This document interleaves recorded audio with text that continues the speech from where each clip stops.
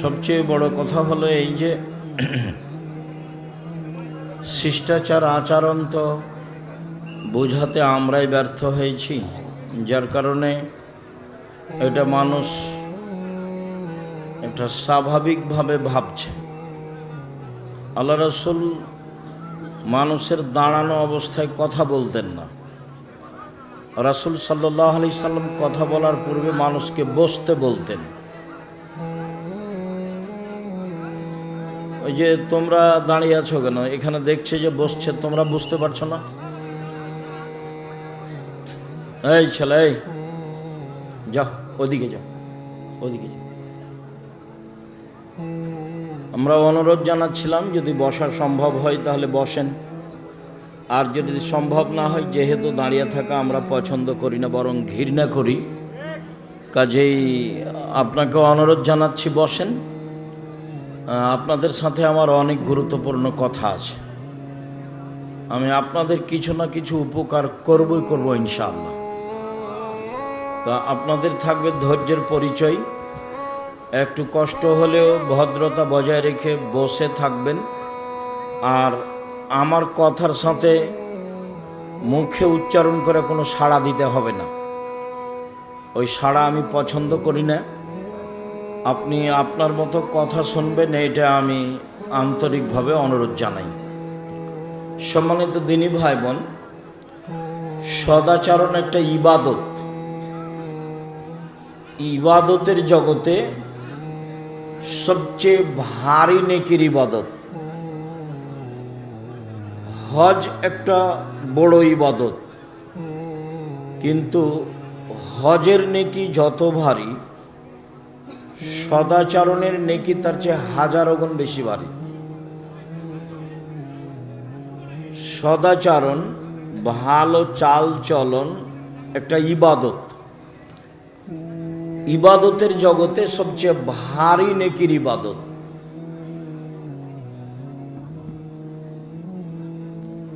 তাসবিহ তাহলিল জিকির আজকার অনেক বড় ইবাদত। রাতের সালাত তাহাজ্জুদ অনেক বড় ইবাদত। এরপরেও এর নেকি যত ভারী, সদাচরণের নেকি তার চেয়ে হাজারো গুণ বেশি ভারী। তো প্রথমে আমরা জানব যে বিচারের মাঠে মানুষের পাপ নেকি ওজন হবে। তো যারা হিন্দু তাদের পাপ নেকি ওজন হবে না। কেন? হিন্দুদের নেকি নেই।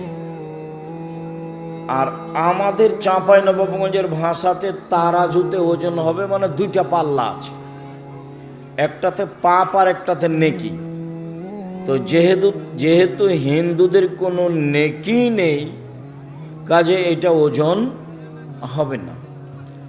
ইহুদিদের পাপ নেকি ওজন হবে না, খ্রিস্টানদের পাপ নেকি ওজন হবে না। এই ছেলে, কথা বলছো কেন? শরম বোধ হয় না? আপনারা যারা ওদেরকে বসতে বলছেন, আপনারা মুখ বন্ধ করে ওদেরকে চলে যেতে বলেন না। যাও, চলে যাও, ওদিকে চলে যাও বাইরে। শরম হয় না তোমার? তোমাকে বসতে বলছি তো। বোকা ছেলে, ফাজলামি করো এখানে।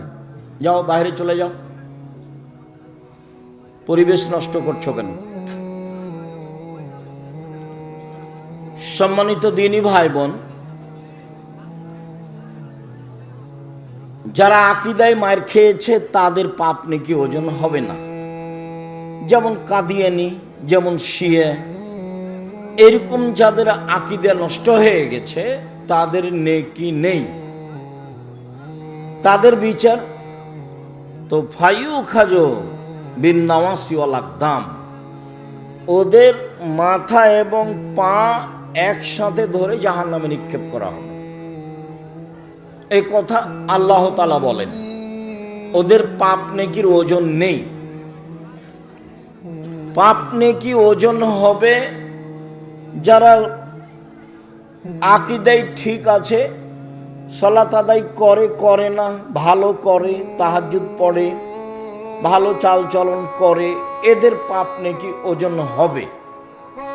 তো দাড়ি পাল্লাই সবচেয়ে যেটা ভারী নেকি হবে সেটা হলো ভালো চাল চলনের নেকি।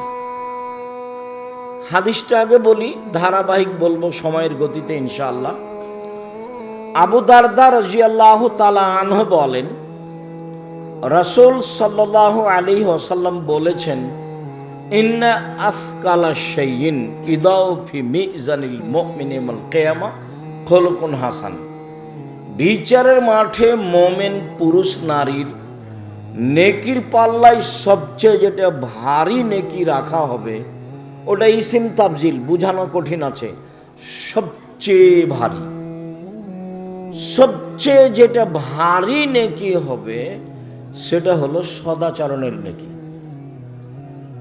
সদাচরণ কি জিনিস, ভালো চাল চলন কি জিনিস আমরা সবাই বুঝি।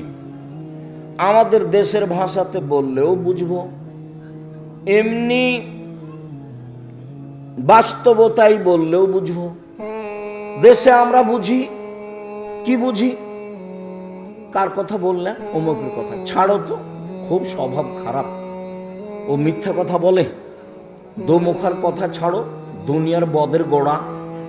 এই দেখেন, ওর চাল চলন ভালো নয়, এ কথা আমিও বুঝি, আপনিও বুঝেন। কার কথা বললেন, ওই ছেলেটা, হ্যাঁ ছেলেটা তো খুব ভালো, স্বভাব খুব ভালো, আমাদের এখানে এসেছিল, তার কথা খুব নরম, ভদ্র ছেলে। এ দেখেন, আমরাও বুঝি, আমরাও ভালো চাল চলন বুঝি। বাস্তবতাই, এখানে রাস্তাতে একটা অটো দাঁড়িয়ে আছে, তো আপনি উঠেছেন অটোতে, উঠে বসে আছেন, ইতিমধ্যে একটা লোক উঠেছে, উঠতেই ছেলেটা টান দিয়েছে, তখন আপনি আরেকজন যে বসেছিল তার মুখের উপরে পড়ে গেছে। তো বসে থাকার লোকটা বলছে, সমস্যা নেই, সমস্যা নেই, বসেন বসেন, সমস্যা নেই, বসেন। এটা হতে পারে। তো আমিও বসেছিলাম আর একটা অটোতে, আপনি ওই অটোটা উঠতে এটা টান দিয়েছে ছেলেটা, আর আপনি আমার মুখের উপরে পড়ে গেছেন।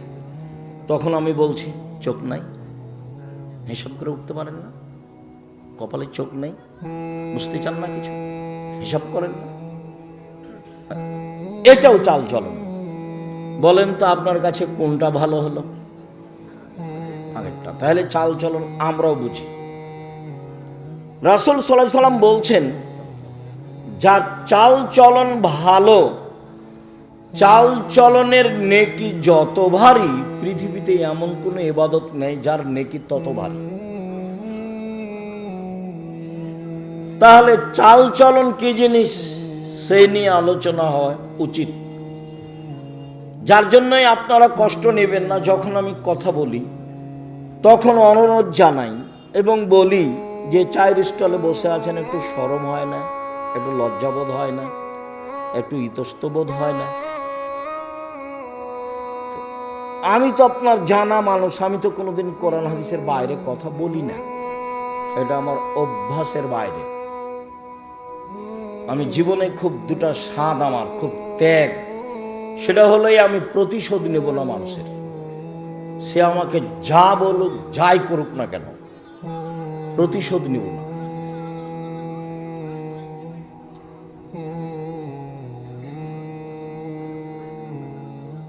আরেকটা হলো এই,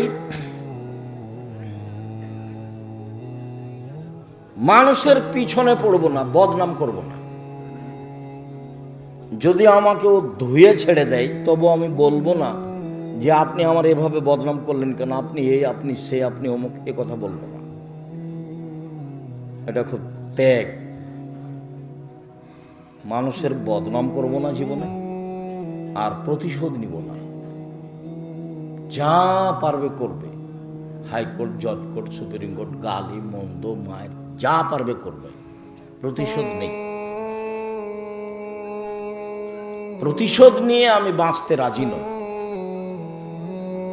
সম্মানিত দিনী ভাই বোন, বলছিলাম সদাচরণ। দেখি সদাচরণ আল্লাহ তাআলা আমাদের নবীকে বলেন, ইদফা বিল্লাতি হে আহসান ফাইদাল্লাযী বাইনাকা ওয়া বাইনাহু আদাওয়া কান্নাহু ওয়ালিয়ুন হামীম। মুহাম্মদ সাল্লাল্লাহু আলাইহি সাল্লাম, আপনি মানুষের সাথে যখন কথা বলবেন তখন মানুষ যা বলে আপনি তার চেয়ে সুন্দরটা বলবেন। যাই বলুক, গালি দিলে আপনার পাল্টা গালি হবে না, যদি পাল্টা গালি হয় তাহলে তো সুন্দর হলো না। আপনার জীবনে আপনি একটা কাজ করুন, জীবনে কোনোদিন মানুষের প্রতি উত্তরে ওর মতো বলবেন না, তার চেয়ে ভালো ছাড়া, তার চেয়ে বেশি তো বহুদূরের কথা। ও তো আমাদের দেশের স্বভাব। আমাদের দেশের মহিলারা তো অনেক কাজ করে, গরুর নেন্দে পানি দেয়, পোয়াল শুকায়, ঢেঁকিতে ধান বাহানে, জাঁতাতে আটা পিষে, হাতে রুটি বানায়, গহিল ঝাড়ু দেয়, গোবর বাহিরে নিয়ে যায়, নোন্দা বানায়। এত কিছু করার পরে যদি গরুর নেন্দে পানি না দেয় তাহলে স্বামী দৌড়ে ওকে মারতে যায়। যে এত কিছু করেছে তার স্ত্রী, তার একটু শুকরিয়া আদায় নাই। এ শুকরিয়া আদায়ই বুঝে না, এর জীবনটাই পশু প্রাণীর মতো। প্রত্যেকটা মহিলা মানুষ দেশের গতিতে এত কাজ করে। আরবি উর্দু ভাষী মহিলা হলো তো আপনার এগুলো কোনো কাজই করতো না। কাপড় ধুইতে বললে বলতো, আমি কি তোমার দাসী নাকি? কাপড় ধুইতে বলো মানে আমি কি কাজ করতে এসেছি তোমার? তো সাধারণত সদাচরণ দিতে হবে। আচ্ছা যাক, ভালো করেছে, জাযাকাল্লাহ, অনেক কাজ করেছো, তুমি ভালো করেছো, তোমার শুকরিয়া আদায় করি। তারপরে আবার রুটি বানালছো, আবার দিয়ে পাঠিয়েছ, অনেক কিছু, এগুলো সে বুঝে না। মানে জীবনটা সদাচরণের সাথে জড়িত না। ইদফা বিল্লাতি হে আহসান, আপনি উত্তর দিবেন প্রতিপক্ষ যা দিয়েছে তার চেয়ে ভালো। সারা পৃথিবীর মানুষকে এই আদেশ জরুরিভাবে মেনে নিতে হবে যে আমার প্রতিপক্ষ যা বলেছে আমারটা তার চেয়ে কি হতে হবে? ভালো হতেই হবে। তাহলে কি হবে? আপনার মাঝে আর তার মাঝে, আমাদের নবীকে আল্লাহ বলছেন, তাহলে আপনার মাঝে আর তার মাঝে যে শত্রুতা রয়েছে তা অন্তরঙ্গ বন্ধুতে পরিণত হবে। ফাইদাল্লাযী বাইনাকা ওয়া বাইনা আদাওয়া কান্নাহু ওয়ালিয়ুন হামীম। তাহলে আপনার মাঝে আর তার মাঝে যে শত্রুতা রয়েছে এইটা অন্তরঙ্গ বন্ধুতে পরিণত হবে। এ কথা আল্লাহ তাআলা বলেন। আল্লাহ তাআলা বলেন, ওয়াজাদিলহুম বিল্লাতী হি আহসান। মুহাম্মদ সাল্লাল্লাহু আলাইহি সাল্লাম তর্ক বিতর্কে, বাক বিতণ্ডে, মুখামুখি যখন পরিস্থিতি, তখন প্রতিপক্ষ যা বলেছে আপনি তার চেয়ে সুন্দর বলবেন, তার চেয়ে উত্তম বলবেন। যখন মুখামুখি কথা, ওয়াজাদিলহুম বিল্লাতী হি আহসান, মুখামুখি কথা, ও যা বলেছে তার চেয়ে উত্তম বলবেন। এটা আদেশ, মানে এ আদেশ আমার উপরে, এ আদেশ আপনার উপরে। সদাচরণ, যে যেখানে আছেন আমার দিনী বোনেরা, ভাইরা, কাউকে কষ্ট না দিয়ে, দাঁড়িয়ে হোক বসে হোক, কষ্ট হলেও ভদ্রতা বজায় রেখে স্থির চুপচাপ থাকার চেষ্টা করুন। আমি আপনার জন্য এসেছি, আপনার কিছু না কিছু উপকার করবই করবো ইনশাআল্লাহ। আর আমি কোনো স্বার্থ নিয়ে আসিনি, আমার কোনো নির্বাচন নেই। আমি শুধু আপনার জন্য এসেছি। আপনি আমার দিনী বোন, আপনি আল্লাহ রাসূলের পদ্ধতিতে থাকবেন, এটা আমার ঐকান্তিক কামনা। মরা পর্যন্ত পৃথিবী, মরলেই শেষ। তো অল্প দিন বাঁচতে এসে জায়ের সাথে ঝগড়া করে, ননদের সাথে ঝগড়া করে, শাশুড়ির সাথে তর্ক বিতর্ক করে, প্রতিবেশীর সাথে 5টা কথা বলে বাঁচতে রাজি নয়। মুখ বন্ধ করে বাঁচতে চাই। একদা আল্লাহ রাসূল বলছেন সাল্লাল্লাহু আলাইহি ওয়াসাল্লাম, সঙ্গী সাথী বলতে পারো মাইকুবুন নাসান নারা, মানুষকে পিছন দিক থেকে ধাক্কা মেরে জাহান্নামে নিক্ষেপ করে কি তা কি বলতে পারো? সঙ্গী সাথী বলতে পারো মানুষকে পিছন থেকে ধাক্কা মেরে জাহান্নামে ফেলে দেয় কি জিনিস, এটা কি বলতে পারো? বলতে বলতে ফাঁক হাজা লেসানা হোক, চট করে জিহ্বাটা ধরে নিয়ে বলছেন এই যে জিহ্বা, এই যে জিহ্বা, জিহ্বা মানুষকে পিছন দিক থেকে ধাক্কা মেরে জাহান্নামে নিক্ষেপ করে। মানে মুখ কন্ট্রোল নেই, দোকানে বসে আড্ডা পিটছেন, অথচ বহুদিন বলেছি, গতবারও বলে গেছি যে 4টা জিনিস জরুরি। 1 5 ওয়াক্ত সালাত পড়তেই হবে, 2 হালাল রুজি, 3 কোরআন তেলাওয়াত, 4 আড্ডা পিটা চিরদিনের জন্য হারাম। আড্ডা পিটা কি? এই যে দোকানে বসে 4 জন 5 জন গল্প করছে, চা খাচ্ছে, ল্যাংটা বেটি ছেলে নাচছে আর মানুষের বদনাম চলছে, এর নাম আড্ডা পিটা। আর একটা আড্ডা পিটা কি? এই যে বড় মোবাইল না, তুমি ল্যাংটা বেটি ছেলে দেখছো, তোমার বোন ওই ঘরে দেখে, তুমি এই ঘরে দেখো, তোমার বাপ ওই ঘরে দেখে, তোমার মা ওই ঘরে দেখে, গোটা বাড়িটা জেনাই সয়লাভ বন্যা, এর নাম আড্ডা পিটা। আল্লাহ রাসূল বলছেন আমার জীবনে বড় ভয়, আমার উম্মত গোপন পাপে লিপ্ত হবে, এটাই আমার ভয়। পৃথিবীর মানুষ, আমি মুহাম্মদ সাল্লাল্লাহু আলাইহি সাল্লাম আমার উম্মতের জাতির উদ্দেশ্যে বলে গেলাম, আমার জীবনে বড় ভয়, আমার উম্মত গোপন পাপে লিপ্ত হবে, এটাই আমার ভয়। পৃথিবীর মানুষ মনে রেখো, আমার উম্মত গোপন পাপে লিপ্ত হবে, এটাই আমার ভয়। সদাচরণ, আল্লাহ তাআলা বলেন ফাবিমা রাহমাতিম মিনাল্লাহ লিনতা লাহুম ওয়ালাউ কুনতা ফাদ্দান গালিযাল কলব লানফাযু মিন হাওলিক। মুহাম্মদ সাল্লাল্লাহু আলাইহি সাল্লাম, আল্লাহর পক্ষ থেকে বড় দয়া যে আপনি নম্র আচরণের হয়েছেন, এটা আল্লাহর দয়া যে আপনি ভদ্র, আপনি নম্র, আপনি কর্কশ নন, আপনি মানুষকে গালি দেন না, মানুষের উপর আপনি ক্ষেপে উঠেন না, কে রে ওকে মারে আগে দেখে নেব পরে কি হয়, এইরকম স্বভাব আপনার নয়, এটা আল্লাহর দয়া। তো যার এরকম স্বভাব নয় তার উপরে আল্লাহর দয়া নেই। যার এরকম স্বভাব নয়, যে সব সময় দাপট দেখিয়ে চলে, দলীয় দাপট, বংশের দাপট, অর্থের দাপট, তো ওর স্বভাব ভালো নয়, ওর সাথে আল্লাহ নেই। ওয়ালাউ কুনতা ফাদ্দান গালিজাল কলব লানফাযু মিন হাওলিক। আপনি যদি কর্কশ আচরণের হতেন, আপনার ভিতরে যদি ভালো চালচলন সদাচরণ না থাকতো, মানুষ সরে যেত, আপনার সাথে থাকতো না। লাঠি দেখিয়ে বেশি দিন টিকা যায় না, আর জুলুম দিয়ে টিকা যায় না। জুলুম একদিন শেষ হয়, তবে যার যত বড় জুলুম হবে তার সময় তত কম, যখন তাকে ধ্বংস করা হবে। অল্প সময় ফেরাউনের ডুবে গেছে মাত্র, আর আপনাদের নেত্রীর সময় ছিল মাত্র 45 মিনিট। জুলুম করে বাঁচতে চাইবেন না কোনোদিন, জোর করে জমি দখল করে, জোর করে মানুষের সাথে কথা বলে, ক্ষমতা দেখিয়ে, দাপট দেখিয়ে, মামলাবাজি করে জীবিকা নির্বাহ করে কোনো লাভ নেই। শ্বাস বন্ধ হলি শেষ। সম্মানিত দিনী ভাই বোন, এইবার আল্লাহ তাআলা আমাদের নবীকে বলছেন, শোনেন, যা হলো হলো, 1 ফাফু আনহুম, মানুষকে মাফ করেন। গালি দিয়েছে, নিন্দা করেছে, মাফ করেন।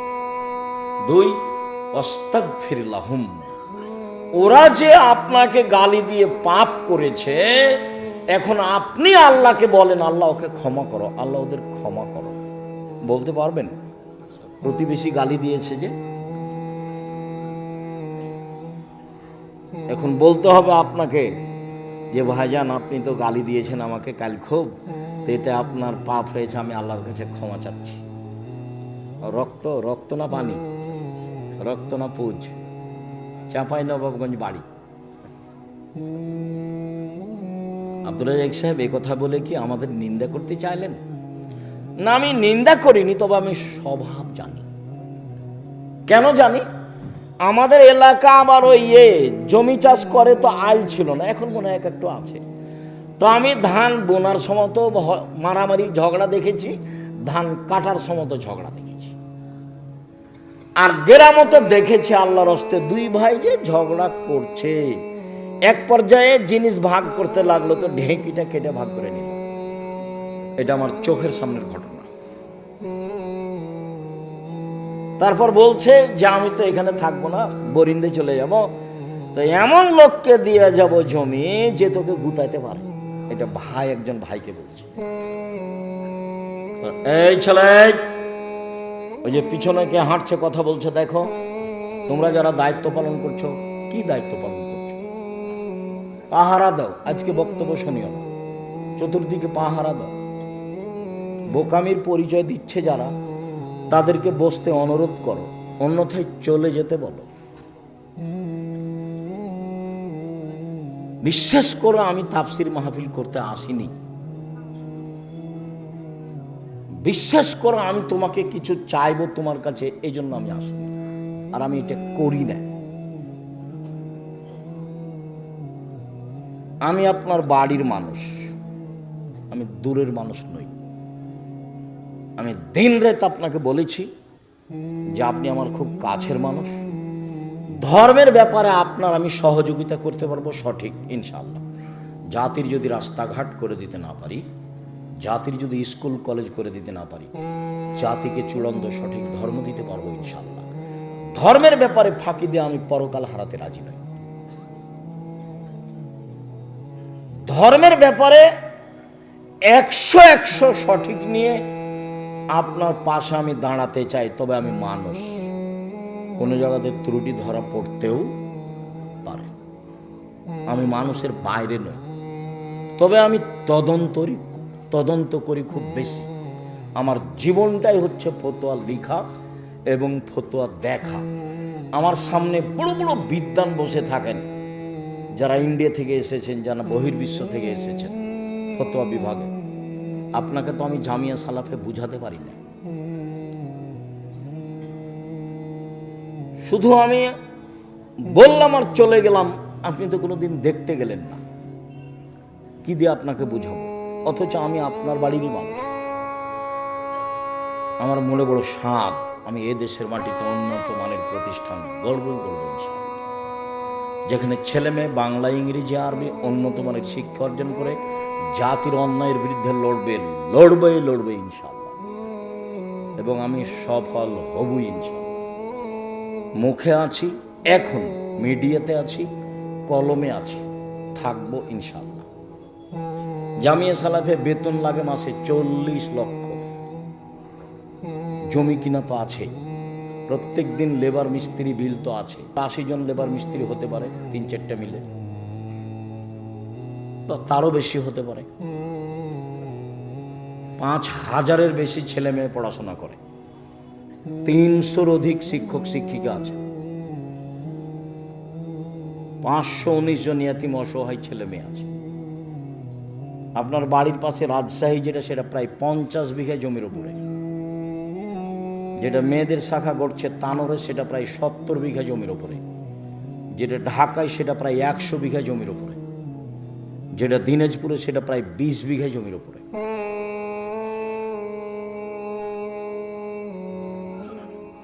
চট্টগ্রাম, বরিশাল পরিমাণে কম।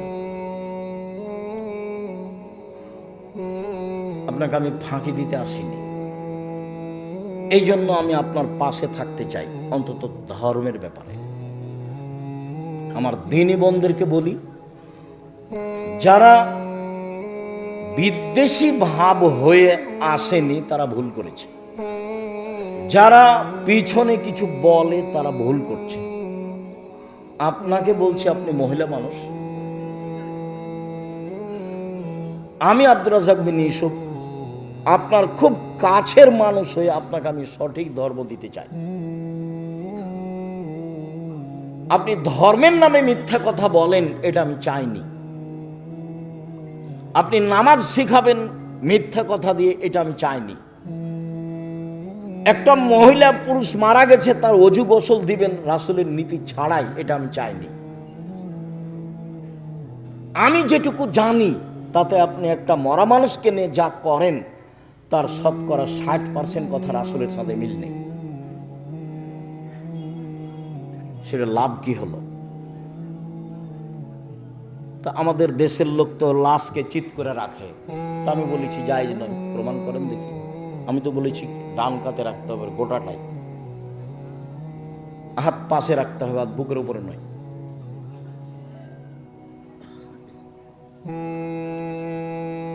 আমি তো বলেছি যে যখন মাটি দিচ্ছে তখন মিনহা খালাকনাকুম ওয়া ফিহা নুঈদুকুম ওয়া মিনহা নুখরিজুকুম তারাতান উখরা বলা যাবে না।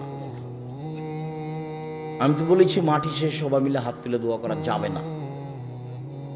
আমি তো বলেছি তাকে গোসলের সময় নখ কাটা যাবে না, পরিষ্কার পরিচ্ছন্নতা যাওয়া যাবে না, শ্বাস বন্ধ হয়ে গেছে সব বিধান বাতিল, পেট চেপে পেশাব পায়খানা বের করতে হবে না, অজু দিয়ে গোসল দিতে হবে। এক মুমূর্ষুকে লক্ষ্য করে 241টা বিদাত আছে। দেখেন আব্দুল্লাহর মায়ের একটা বই লেখা আছে মুমূর্ষ হতে কবর পর্যন্ত। বইয়ের নাম কি? মুমূর্ষ হতে কবর পর্যন্ত। খোঁজ নিয়ে দেখেন। আমি চেয়েছি সঠিকভাবে আপনার সামনে মুখে আসতে, আমি চেয়েছি কলমে আসতে, আমি চেয়েছি মিডিয়ায় আসতে। এটা আমার জন্মভূমি, আমার দাবি।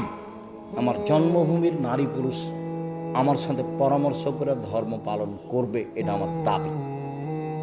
আমার দাবির সাথে যদি কেউ খেয়ানত করে থাকে সেটাতে ভুল করছে, তার ব্যাপার।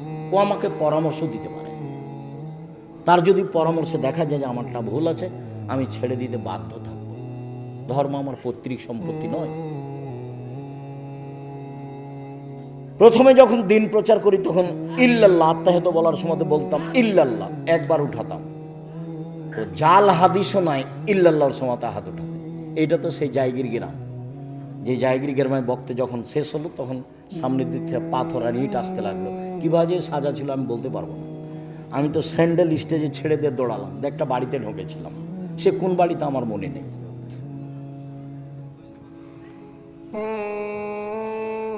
আমি অপরাধ করিনি, আজও অপরাধ করছি না। আমার খুব দৃঢ় বিশ্বাস, ধর্মের উপরে আমার অগাধ বিশ্বাস। কাজেই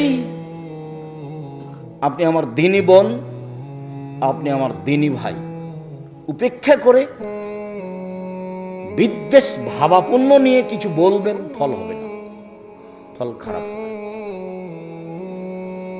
কিছু পরামর্শ দিবেন, কিছু বলবেন, সফল হব ইনশাআল্লাহ। আপনাকে নিয়েই হব। বিবাহের শুরু থেকে নিয়ে শেষ পর্যন্ত আমার জানা অনুপাতে চাঁপাইনবাবগঞ্জের একটা কাজও যায় না, একটা কাজও যায় না।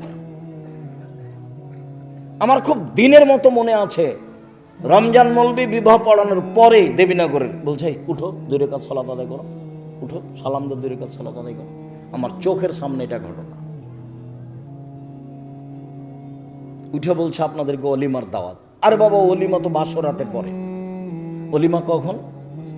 বাসরাতের পরে। এখানে কেন অলিমা? এখানে তো বিবাহ পড়ানোর পরে দোয়া আছে, বারাকাল্লাহু লাকা ওয়া আলাইকা ওয়া জামা বাইনাকুম ফি খাইর। আল্লাহ রাসূল বলেছেন। আপনি খালি জোর করে ঠেলা মারলেই হবে? একে নির্বাচন, একে মিছিল, জোর করে একটা কিছু করলে হবে? এর নাম ধর্ম। আপনি না মানলে কি হবে? যে ধর্মে 1 গ্লাস পানি পান করলে কয়টা বিধান লাগে? 5টা। খুব ভালো করে মনে রাখতে হবে, সেই বিধানের কোনো অংশ মনের ইচ্ছাই চলে না। সেই ধর্মের কোনো অংশ মনের ইচ্ছাই চলে না। আপনি মহিলা মানুষ সালাতকে নিয়ে, নামাজকে নিয়ে যত কথা বলেছেন প্রায় ঠিক নয়। কোরআন তেলাওয়াতের এই সূরা পড়লে এই হয়, আয়াত পড়লে এই হয়, বুবু সব মিথ্যে। অল্প কয়েকটা জিনিস, সূরা ইখলাসে থাকেন 3 বার পড়লে 1 বার কোরআন মাজিদ পড়ার সমান নেকি হবে। আয়াতুল কুরসি পড়তে বলে, সূরা বাকারার শেষ 2 আয়াত পড়তে বলে, ঘুমানোর সময় সূরা মুলক পড়তে বলে, সাজদা পড়তে বলেন। আল্লাহ নবী বলেছেন ঘুমানোর সময় যদি মানুষ প্রতিদিন সূরা মুলক পড়ে কবরের শাস্তি হবে না। 4 ধরনের মানুষের কবরের শাস্তি হবে না। তার এক শ্রেণীর মানুষ যারা জুমার দিনে মারা যায়, বৃহস্পতিবার দিন পার হয়ে সূর্য ডুবার পরে শুক্রবারের দিন সূর্য ডোবা পর্যন্ত সময়ে মারা গেলে তার কবরের শাস্তি হবে না। এই কথা মুহাম্মদ সাল্লাল্লাহু আলাইহি ওয়াসাল্লাম বলেছেন, আমি বলি। ক্যান্সারে পেট ব্যথায় মারা গেলে তার কবরের শাস্তি হবে না। সূরা মুলক রাতে পড়লে তার কবরের শাস্তি হবে না। এই কথা মুহাম্মদ সাল্লাল্লাহু আলাইহি ওয়াসাল্লাম বলেছেন। শহীদ হয়ে গেলে তার কবরের শাস্তি হবে না। 4টা পথ যাদের কবরের শাস্তি হবে না। আপনি মরা মানুষের সামনে কোরআন মাজিদ পড়েছেন, আপনি নেহায়াত অন্যায় করেছেন, আপনি অপরাধ করেছেন। গ্রামবাসী ভালোবেসেছে, বুঝেনি, সেই জন্য লাশ চলে যাওয়ার সাথে সাথে আপনি সবাই মিলে হাত তুলে দোয়া করেছেন। আপনি রাসূল সাল্লাল্লাহু আলাইহি ওয়াসাল্লামকে অপমান করেছেন। সম্মানিত দিনী ভাই বোন, আপনাকে আমি অনুরোধ জানাচ্ছি, জানটা মরে মরে, লোকটা মরে মরে, জান যায় যায়, আপনি পাশে বলেন লা ইলাহা ইল্লাল্লাহ। আল্লাহ রাসূল বলছেন লাক্কিনু মাউতাকুম লা ইলাহা ইল্লাল্লাহ। মরে মরে, জান যায় যায়, তার পাশে বলো লা ইলাহা ইল্লাল্লাহ। কেন? মান কানা আখিরু কালামিহি লা ইলাহা ইল্লাল্লাহ ফাদাখাল জান্নাহ। কারো যদি শেষ বাক্য লা ইলাহা ইল্লাল্লাহ হয় তাহলে জান্নাতে চলে গেছে। কই আপনার সূরা ইয়াসিনের কথা তো আল্লাহ নবী বলেননি, সূরা হাসরের 3 আয়াতের কথা আল্লাহ রাসূল বলেননি, কোরআন তেলাওয়াতের কথা আল্লাহ রাসূল বলেননি। আপনি প্রমাণ পেশ করতে পারবেন না।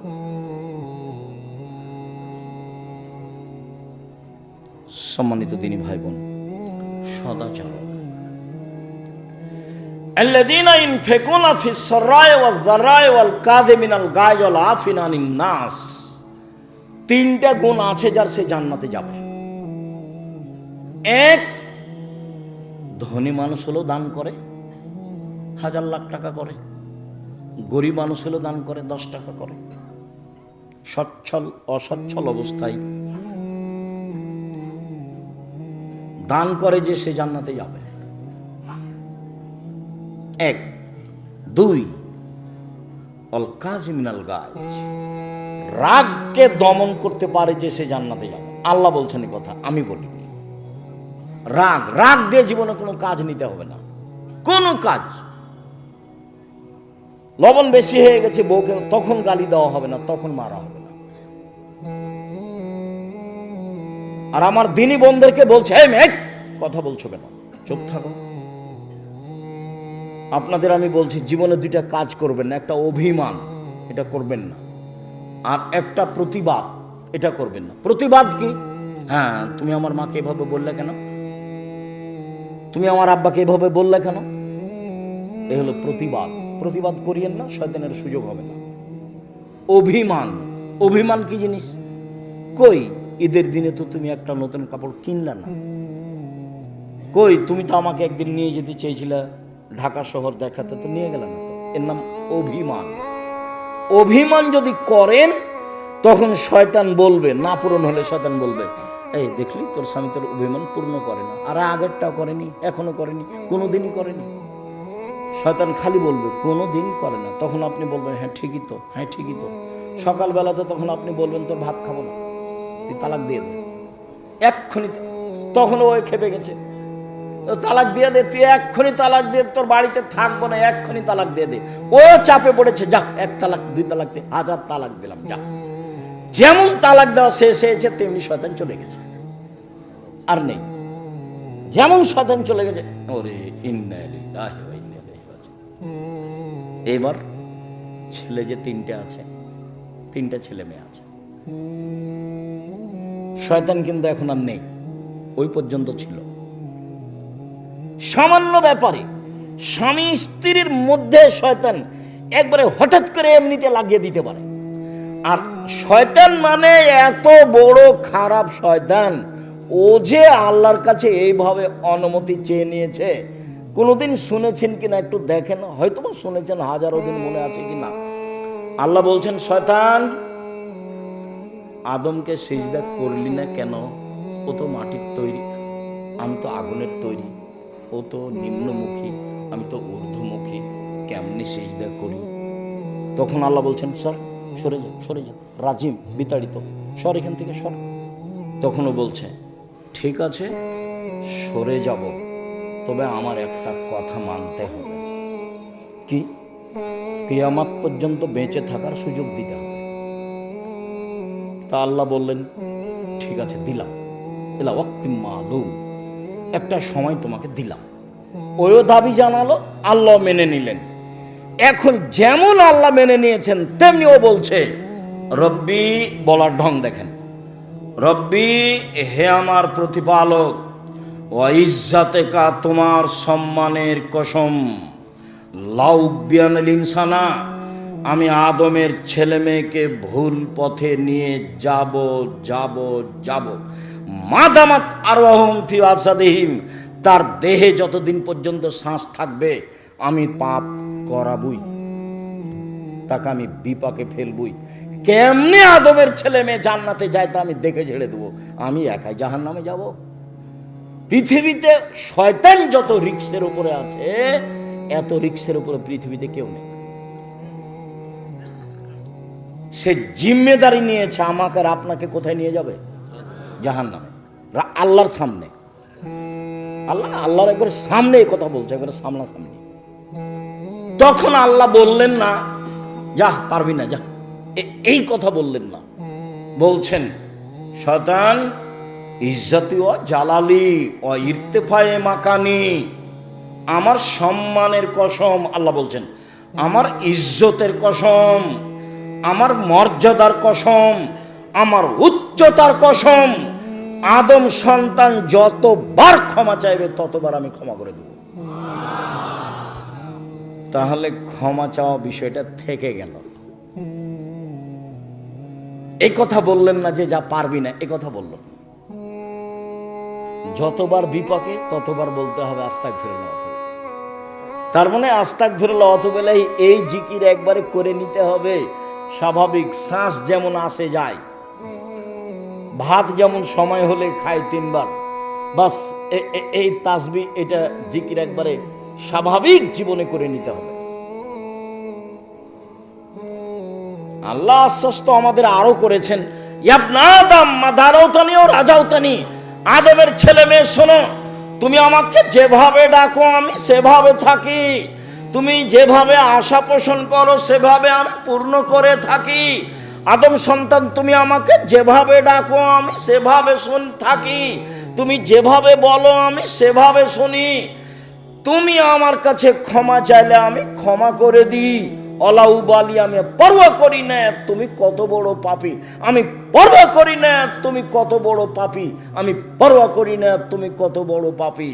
আদমের ছেলে মেয়ে শোনো, লাউ বানাকাল জুনুব কানান সামায়, তোমার পাপ বেশি হতে হতে যদি আকাশে লেগে যায়, পাপ আর পাপ, তারপরে যদি তুমি আমার কাছে ক্ষমা চাও আমি ক্ষমা করে দিব, আমি পরোয়া করি না তুমি কত বড় পাপী, তুমি যেভাবে ডাকো আমি সেভাবে থাকি, তুমি যেভাবে আশা পোষণ করো সেভাবে আমি পূর্ণ করে থাকি, তুমি যেভাবে ডাকো আমি সেভাবে থাকি, তুমি যেভাবে আশা পোষণ করো সেভাবে আমি পূর্ণ করে থাকি, আমি পরোয়া করি না তুমি কত বড় পাপী। আবার বিচারের মাঠে আসবেন আল্লাহ তাআলা আমাদের সামনে, বিচারের মাঠে এসে বলবেন, আদমের ছেলে মেয়ে শোনো, যেই পরিমাণ তুমি পাপ নিয়ে এসেছো আমিও সেই পরিমাণ ক্ষমা নিয়ে এসেছি আজকে, তোমার যেই পরিমাণ পাপ আমার সেই পরিমাণ ক্ষমা, তোমার যেই পরিমাণ পাপ আমার সেই পরিমাণ ক্ষমা, তোমার যেই পরিমাণ পাপ আমার সেই পরিমাণ ক্ষমা। যদি শিরক না থাকে, পাপ যতই হোক না কেন, বিচারের মাঠে আমি তোমাকে ক্ষমা করে দেব, আমি সর্বশক্তিমান। তবে শিরক করেছে যে তার আমি পাপ ক্ষমা করব না। আমি বলেছিলাম কালিমায়ের বাপের আকাশ, আমার ছেলে মেয়ে আমার সোনার বাংলা বলে না, বলবে না, আপনার বলে, আপনার চলে। কে আপনাকে মাস্টার ডিগ্রি পাস বলে তা আমি জানি না, আমি বলি না। আপনি কেমন শিক্ষিত মানুষ, আপনার বাপ আপনার কত টাকা খরচ করলো, বলছে যে আমার ছেলে খুব মেধাবী। কি করেছে? ম্যাট্রিক পরীক্ষার সময় 4 জন শিক্ষক রেখেছে। কি করেছে? ইন্টার পাসের পরে বিশ্ববিদ্যালয়ে ভর্তি করবে, সেই জন্য সাবজেক্ট প্রতি 1টা করে শিক্ষক রেখেছে। তারপরে বিশ্ববিদ্যালয়ে ভর্তি হয়েছে, তারপর পড়ছে। খালি বলে আমার ছেলের মেধা খুব ভালো, বড় ডাক্তার হবে একটা, বড় ডাক্তার একটা হবে, ইঞ্জিনিয়ার একটা হবে। যাক, যা হয়েছে হয়েছে। হয়েছে কি? ও হয়েছে চোর। কিভাবে? ইঞ্জিনিয়ার হয়েছে, দায়িত্ব পেয়েছে, টাকা মেরে খেয়েছে। ব্যতিক্রম হতে পারে 2-1টা, সেটা ভিন্ন কথা। হয়েছে ডাক্তার, সেটা কি? যেই টাকা দিয়েছে যে কোম্পানি, সেই কোম্পানির ওষুধ লিখেছে। কথা বোঝাতে পারিনি তো? টাকা আমার লস না, ওর বাপের লস, ওর বাপের লস। আর যে ছেলে খুব মেধাবী বলে বিদেশে আছে, বিদেশি সরকার তো তাকে অত বড় চাকরি দিবে না, তখন ওকে সুইপার যারা তাদের নেতা করেছে, ম্যানেজার করেছে, তার বেতন 4 লাখ টাকা। তখন দেখছে বাংলাদেশে গেলে কয় লাখ টাকা বেতন পাবো। সুইপার যারা তাদের নেতা হলে কি হবে? টাকা তো আছে। এ হলো খুব মেধার ফলাফল। আপনি চাঁপাইনবাবগঞ্জের দেখান আমার সামনে কাউকে। আর ছেলে মানুষ করবেন জাতির উদ্দেশ্যে। ছেলে মানুষ করবেন কার উদ্দেশ্যে? জাতির উদ্দেশ্যে, জাতির কল্যাণের জন্য। আমি মুসলিম চিরনবীর, মরণকে করি না ভয়, মরলে শহীদ বাঁচলে গাজী, আমার উভয়ই সমান। বাঁচাও যতটুকু, মরাও ততটুকু, আমার উভয়ই সমান। এরকম ছেলে গড়ে তুলবেন। সেই বেদাত দেশে আছে, শিক্ষার নামে মিথ্যা শিক্ষা আছে, জাহেলি শিক্ষা, যেটা তুলে দিতে হবে। তার নাম ছেলে মানুষ করেছি। তার নাম কি করেছি? ছেলে মানুষ করেছি, পয়সা খরচ করেছি। চাঁপাইনবাবগঞ্জের মানুষ আমার ছেলের মেধা ভালো, আমার বাপের জমি জায়গা আছে, পয়সা খরচ করে ছেলে মানুষ করেছি, বাঘের মতো করে করেছি। কলম মজবুত, কথা মজবুত, মিডিয়া মজবুত। 2 দিন বাঁচতে এসে প্রতারণামূলক সম্মান নিয়ে বাঁচতে রাজি নয়, ফাঁকি দেওয়া সম্মান নিয়ে বাঁচতে রাজি নয়। ও বলল, ওমা তোমার আকাশ, ওমা তোমার বাতাস। ঠাকুর বলছে, ও কালিমা তোমার আকাশ, ও কালিমা তোমার বাতাস। আমার ছেলে বলে সকালে উঠে, ও কালিমা তোমার আকাশ, তোর বাপের আকাশ। এটা তো হয় না। কিভাবে? ও তো মুসলমানের শত্রু, ও তো জাতির শত্রু, ও তো বিশ্ববিদ্যালয়ের শত্রু। ও কি করে সম্মানী হতে পারে? আরে যেদিন বাংলাদেশের, ভারতের, পাকিস্তানের মুসলমানেরা ইংরেজদের হাতে বেইজ্জত হয়, ফাঁসি হয় মুসলমানের, সেদিনও লন্ডনে মুচ পাকায়। ইতিহাস ভুলে গেলে হবে? ইতিহাস এই 71 সাল থেকে নয়, ইতিহাস 1947 14 আগস্টে অন্তত যেতে হবে, অন্তত। তাহলে বোঝা যাবে কিছু। শেরে বাংলা কিছুই করলো না। সম্মানিত দিনী ভাই বোন, কষ্ট হয়, সেজন্য মধ্যে কথা চলে এসেছে, আপনি মনে কিছু নেবেন না। 1, দান করেন, জান্নাত আছে। 2, রাগ দিয়ে কাজ নেবেন না, জান্নাত আছে। 3, মাফ করতে হবে, মাফ। মামলা নেই, বিচার নেই, বিচার করব না। আমার ছেলেকে মেরেছে, মামলা করব না, যা হয়েছে হয়েছে। প্রতিশোধ নেই। 1, সচ্ছল অচ্ছল দান, জান্নাত হবে ইনশাআল্লাহ। 2, রাগ দিয়ে কোনো কাজ নেই। 3, মাপ। ঠিক আছে, মাফ করলাম, ঠিক আছে, মাফ করলাম। আমার ছেলেকে মেরেছে, ঠিক আছে, মাফ করলাম। আমার দলের লোককে হত্যা করেছে, ঠিক আছে, মাফ করলাম। আমার বউকে গালি দিয়েছে, কে আমার বউকে গালি দিল রে? এগুলো নয়। সম্মানিত দিনী ভাই বোন, চলেন এবার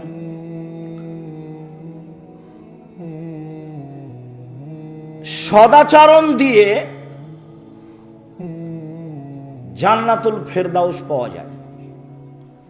এমন কোন ইবাদত নাই পৃথিবীতে যার বিনিময় সরাসরি জান্নাত সদাচরণ ছাড়া। জান্নাতুল ফেরদাউস সবচেয়ে দামি জান্নাত। চলেন, আল্লাহ রাসূল বলেন, পৃথিবীর মানুষ শুনে রেখো, কেউ যদি তর্ক না করে, সত্য হলেও তর্ক করবে না। আব্দুর রাজ্জাক সাহেব এটা বলেছেন, আরে না এটা বলেছেন, আরে না এটা বলেছেন। আসসালামু আলাইকুম, গেলাম, আমি আপনার সাথে তর্ক করতে রাজি নই, আপনি থাকেন, আমি গেলাম। সত্য হলেও তর্ক ছেড়ে দেয় যে আমি মুহাম্মদ সাল্লাল্লাহু আলাইহি সাল্লাম তাকে জান্নাতে একটা ঘর নিয়ে দিব। দুই, তারাকাল কিজবা ওয়াইন কানা মাদেহা, মজাক করে হলেও যে মিথ্যে বলে না, মজাক করেও মিথ্যে বলে না, বলে না যে আমি মুহাম্মদ সাল্লাল্লাহু আলাইহি সাল্লাম তাকে জান্নাতে একটা ঘর নিয়ে দিব। তিন, ওয়া আলাল জান্নাত লিমান হাসানা খুলুকাহু, যে তার চাল চলনকে ভালো করলো, আমি মুহাম্মদ সাল্লাল্লাহু আলাইহি সাল্লাম তাকে জান্নাতুল ফেরদাউস নিয়ে দেব। চাল চলন কি জিনিস? ভালো কথা, ভালো কর্মের নাম চাল চলন। একটা বৃদ্ধ মানুষ, আমাদের চাচা আমার ভাইকে মেরেছে, তো এখনো এখানে এসেছে, আমি চেয়ারে বসে আছি, আমার মনটা খুব খারাপ। আসার সাথে সাথে বলছি, জি চাচা বসেন, চাচা আপনি বসেন, উঠে গিয়ে চাচা আপনি বসেন। ভিতর কিন্তু জ্বলছে, কেন? ও আমার ভাইকে মেরেছে, একটু আগে এক থাপ্পড় দিয়ে এসেছে। আপনি ওটা প্রকাশ করতে পাবেন না, আপনি বলেন চাচা আপনি বসেন। এর নাম সদাচরণ। ভাই ভাই গন্ডগোল হয়েছে, বড় ভাইয়ের কারণে গন্ডগোল হয়েছে। ছোট ভাই বড় ভাইয়ের হাত ধরে বলবে, ভাই যা হয়েছে মাফ করে দিন। কে হাত ধরবে? ছোট ভাই। গন্ডগোল হয়েছে, যায়, আরে মাস কথা হয় না, যায় কথা হয় না। আর এমনও আছে যে ওই বড় ভাইয়ের রাস্তাটা ও একটু ওইদিকে বাড়ি, এরই গলির ওপর দিয়ে যায়, তো বলছে তোকে কাঁটা দিয়ে ঘেরে দেবো, দিয়ে যেতে দেবো না, কাঁটা দিয়ে ঘেরে দিচ্ছে। তওবা করেন, এই নোংরা চরিত্র ভুলে যেতে হবে। প্রতিশোধ নিয়ে একদিন বাঁচতে রাজি নয়, একদিন বাঁচতে রাজি নয়। আমাকে বলছে দেবীনগরের চেয়ারম্যান, ও বেঞ্চের শেষে বসতো ছাত্র জীবন, ওকে আমি দেখতে পাচ্ছি। তো বলছে, আব্দুর রাজ্জাক তোমাদের গ্রামে যে রাস্তা হবে, তো তোমাদের ব্যাপারে একটু কথা ছিল, রাস্তাটা। তো আমি বলছি যে এক কাজ করবেন, আমাদের জমির সামনে যখন আসবে তখন রাস্তাটা জমির ভিতরে নিয়ে চলে যাবে, আবার এইভাবে নিয়ে আসবে, কোনো সমস্যা নেই। কেউ কেউ যদি বলে তাহলে ভুল হবে, আমরা বলবো না। আর যদি মনে করেন যে কারো কথাই করব, তো এমতাজ মেম্বার যেটা বলবে সেটা করিয়ে, নইলে আমাদের জমির সামনে যখন রাস্তা আসবে তখন আমাদের জমির ভিতরে চলে যাবে, এইভাবে আবার ঘুরে আসবে। আমার কথা বুঝতে পারছেন না? কেউ কিছু বলবে না, তাহলে আপনারা আসবেন না? না, ওইরকম বৈঠকে আমরা যাই না। প্রতিশোধ নিয়ে হিংসা করে দলাদলি করে লাভ হবে না। আপনাকে দল মুক্ত হতেই হবে, সংগঠন মুক্ত হতেই হবে, একবারে জেহেন খালি রাখতে হবে, ফ্রি। তাছাড়া আপনি একজনকে ভালোবাসবেন, একজনকে খারাপ বাসবেন, টিকতে পারবেন না। এখানে যারা বসবাস করছি, দলীয়ভাবে একজন আর একজনকে কত খারাপ বাসি। এদিকে দেখেন, এক মিনিট, দুইটা মেয়ে একসাথে জন্ম নিয়েছে, দেখতে সুন্দরী, তারা মেধাও ভালো, তাদের চাল চলনও ভালো। তো কিছুদিন পরে বড় হয়েছে, তো একজনের বিবাহ হয়েছে এই দলের সাথে, এই দলের সাথে, তারা এখন আর কথা বলে না, তারা এখন আর কথা বলে না। কয়েকদিন আগে কিন্তু একজনকে ছেড়ে আর একজন থাকতো না, কথায় কথা বলতো, আম্মা ও কই, আম্মা ও কই, ও বলতো আম্মা ও কই, একজন আর একজনকে ছেড়ে থাকতো না। এটা রোগ, এটা ব্যাধি, এখান থেকে আপনাকে মুক্ত হতে হবে। মানুষকে ভালো ভাসতে হবে, প্রতিবেশীর সাথে ভালো আচরণ করতে হবে, টিকা যাবে না। সম্মানিত দিনী ভাই বোন, সদাচরণ দিয়ে সবচেয়ে দামি জান্নাত পাওয়া যায়। আবু মুসা আশআরী রাদিয়াল্লাহু তাআলা আনহু বলেন, রাসূল সাল্লাল্লাহু আলাইহি সাল্লাম বলেছেন, ইন্না ফিল জান্নাতি গুরাব ইউরা যাহিরুহা মিন বাতিনিহা ওয়া বাতিনুহা মিন যাহিরিহা। জান্নাতে কতগুলি দামি দামি ঘর আছে, উন্নত মানের পদার্থ দিয়ে তৈরি, যার ভিতর থেকে বাহির দেখা যায়, বাহির থেকে ভিতর দেখা যায়। সাহাবীগণ বললেন, আল্লাহর নবী, এত দামি ঘর কে পাবে? তখন আল্লাহ রাসূল বললেন, লেমান আলানাল কালামা, যার স্বভাব ভালো, আচরণ ভালো, সে পাবে।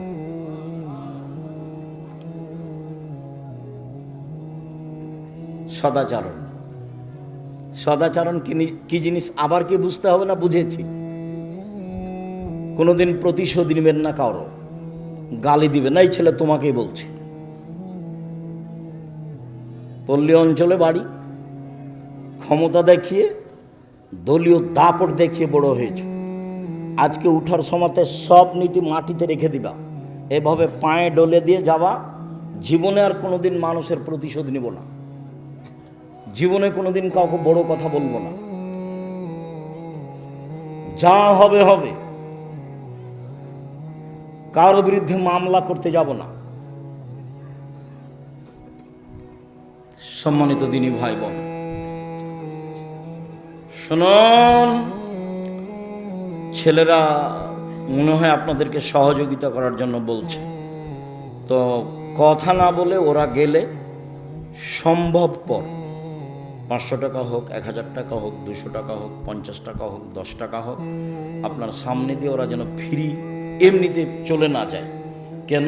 আল্লাহ রাসূল বলছেন, আল ইয়াদুলিয়া খায়রুম মিনাদিস সুফলা, নেওয়া হাতের চেয়ে দেওয়া হাত ভালো।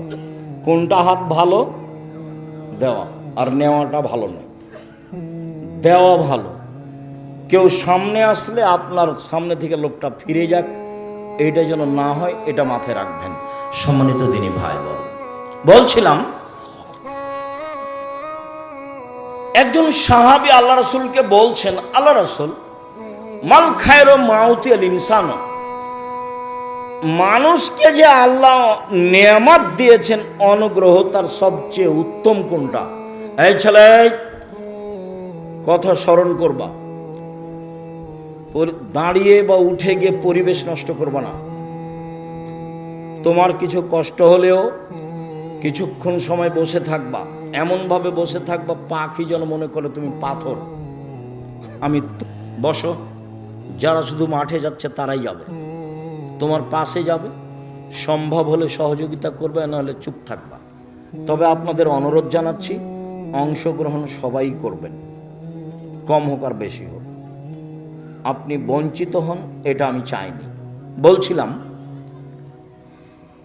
আল্লাহ রাসূল বলেন তো, পাপ কি জিনিস আর নেকি কি জিনিস? প্রশ্ন মনে থাকবে। একজন সাহাবী বলছেন, কাকে বলছেন? আল্লাহ রাসূল সাল্লাল্লাহু আলাইহি সাল্লাম। এখন আল্লাহ রাসূল বলছেন, আল বিররু হুসনুল খুলুক, নেকি হলো সদাচরণ। কেন বলবেন যে নেকি হলো তাহাজ্জুদ? নেকি হলো কি? তাহাজ্জুদ। এই কথা বলবেন। নেকি হলো হজ, নেকি হলো কোরআন তেলাওয়াত। এই না বলে উত্তরে কি বললেন? নেকি হলো সদাচরণ। মনে রাখতে হবে, আপনি আমার দিনী বোন, ভাবির কাছে প্রতিশোধ নেবেন না, ভাবির সাথে কাজে থাকবেন। যদি ভাবির সাথে কাজে না থাকেন, যা পারে তা করুক গা। তা আপনি যখন শ্বশুর বাড়ি যাবেন, তখন আপনার ননদেরা সাথে থাকবে না। কাজেই ভাবির সাথে কাজে থাকবেন। চাচি, নানি, দাদা, দাদি, খালা, ফুফু যারা আছে, কোনো মহিলার সামনে জোর করে মুখ খুলবেন না। ঝগড়া তো বহু দূরের কথা। গ্রামের মহিলারা যখন ঝগড়া লাগে, তখন সবচেয়ে জয়ী কে? যে সবচেয়ে বেফাস কথা বলতে পারে। যখন ঝগড়া থেমে যায়, তখন বলেছি, মনটা ঠান্ডা করে বলেছি। তো এটার ফল কি হয়েছে? এটার ফল, ওর সিম গাছটা কি ফিরে এসেছে? সিম গাছটা কেটে দিয়েছে ছাগলে, সেই জন্য ঝগড়া। তো এত কিছু বলল, তারপর কি সিম গাছ ফিরে এসেছে? আসেনি তো। আপনার চাল চলনটা মনে থাকলো, মানুষের কাছে থেকে গেল।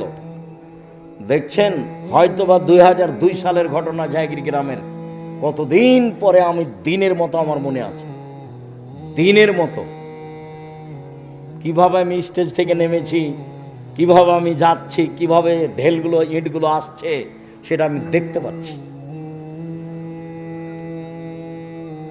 মানুষের চাল চলন মানুষের সাথে থেকে যায়। এই কথার অর্থ এই নয় যে এটা বলে আমি খাটো করছি, এটা নিয়ে আমি মাথা ব্যথা নেই আমার। তবে আমি আমার দৃঢ় বিশ্বাস, সেদিন আমি কোনো ভুল কথার কারণে এই ঘটনা ঘটেছে এটা আমি বলি না, কোনো দিন নয়। মানুষ ভুলের ঊর্ধ্বে নয়, সেটা ভিন্ন কথা। সম্মানিত দিনী ভাই বোন, সদাচরণ এক অবাক আচরণ। একটা দিয়ে দুইটা নেকি হয়, দুইটা বড় বড় নেকি। আয়েশা রাদিয়াল্লাহু তাআলা আনহা বলেন, ইন্নামাল মুমিন ইয়াজদু বিহুসনি খুলুকিহি দারাজাতা সাইমুল কায়েম। তাহাজ্জুদ পড়লে যত নেকি হয়, সদাচরণের তত নেকি হয়। নিয়মিত নফল রোজা থাকলে যত নেকি হয়, সদাচরণের তত নেকি হয়। এই ছেলে, সদাচরণে কয়টা বড় বড় নেকি হয়? দুইটা, পরে আসছে তিনটে। এক, নিয়মিত তাহাজ্জুদ পড়লে যত নেকি হয়, সদাচরণে তত নেকি হয়। দুই, নিয়মিত নফল সিয়াম রোজা থাকলে। আগামীকাল সিয়াম থাকবেন না, রোজা থাকবেন না? চুপ হয়ে গেলেন যে ভাইজান, চুপ হয়ে গেলেন যে। বৃহস্পতিবার অভ্যাসী হন, মরলে শ্বাস বন্ধ, কেউ আপনার সাথ দেবে না, আপনি ভুল বুঝিয়েন না। আল্লাহ নবী বৃহস্পতিবার সোমবার সিয়াম থাকতেন, কেন বলেন তো? রিপোর্টটা সিয়াম অবস্থায় দেখানোর জন্য। দেখো দেখো আমার রিপোর্ট দেখো, আমি সিয়াম আছি, এই নাও রিপোর্ট দেখো। তা আমি আপনি পারি না কেন? আমার দিনী বোনেরা যারা, আপনারাও চেষ্টা করেন, বৃহস্পতিবার সোমবার সিয়াম থাকেন, সদাচরণের অধিকারী হন। নিয়মিত তাহাজ্জুদ পড়ে যত নেকি হয়, নিয়মিত নফল সিয়াম রোজা থেকে যত নেকি হয়, দুটা মিলে যত নেকি হয়। মায়ের সাথে, চাচির সাথে, খালা ফুপুর সাথে, প্রতিবেশী মহিলার সাথে ভালো আচরণ করলে তত নেকি হয়। এবার তিনটে, রাসূল সাল্লাল্লাহু আলাইহি সাল্লাম বলেন, আস-সাইয়াল আলাইহিল মালাল মাসাকিন। বিধবাদের দৃষ্টি, ভালো দৃষ্টি দিলে, বিধবাদের দেখাশোনা করলে, অসহায় মানুষকে সহযোগিতা করলে, এই ভালো আচরণে একসাথে তিনটা নেকি হয়। এক, কাল মুজাহিদ, জেহাদ করে যত নেকি হয়। দুই, নিয়মিত নফল রোজা থেকে যত নেকি হয়। তিন, নিয়মিত তাহাজ্জুদ পড়ে যত নেকি হয়।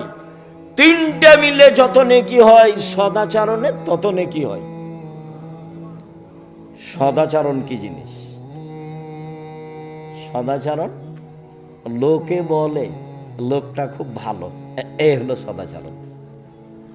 লোকে বলে লোকটার চাল চলন খুব ভালো। তোমরা দেখেছো কোনোদিন তাকে ঝগড়া করতে দেখেছো? কারো বদনাম করতে দেখেছো? যখন বদনাম হয় তখন উঠে চলে যায়, বলেন না আপনারা? বলে না মানুষ? এর নাম সদাচরণ। আর খারাপ আচরণ তো বলা লাগবে না। তোমাদের মধ্যে অনেক ছেলে আছে যার মুখখান খুব খারাপ, আর আপনারা যারা আছেন, আপনার বউকে জিজ্ঞাসা করলে আপনার বউ বলবে যে ওর মুখের কারণে ওর মুখখান দেখতে আমাকে ঘৃণা লাগে, ও আমাকে ভালো করে কথাই বলে না। চাঁপাইনবাবগঞ্জের ভাষাতে কি কি করে গালি দেন, ছি ছি।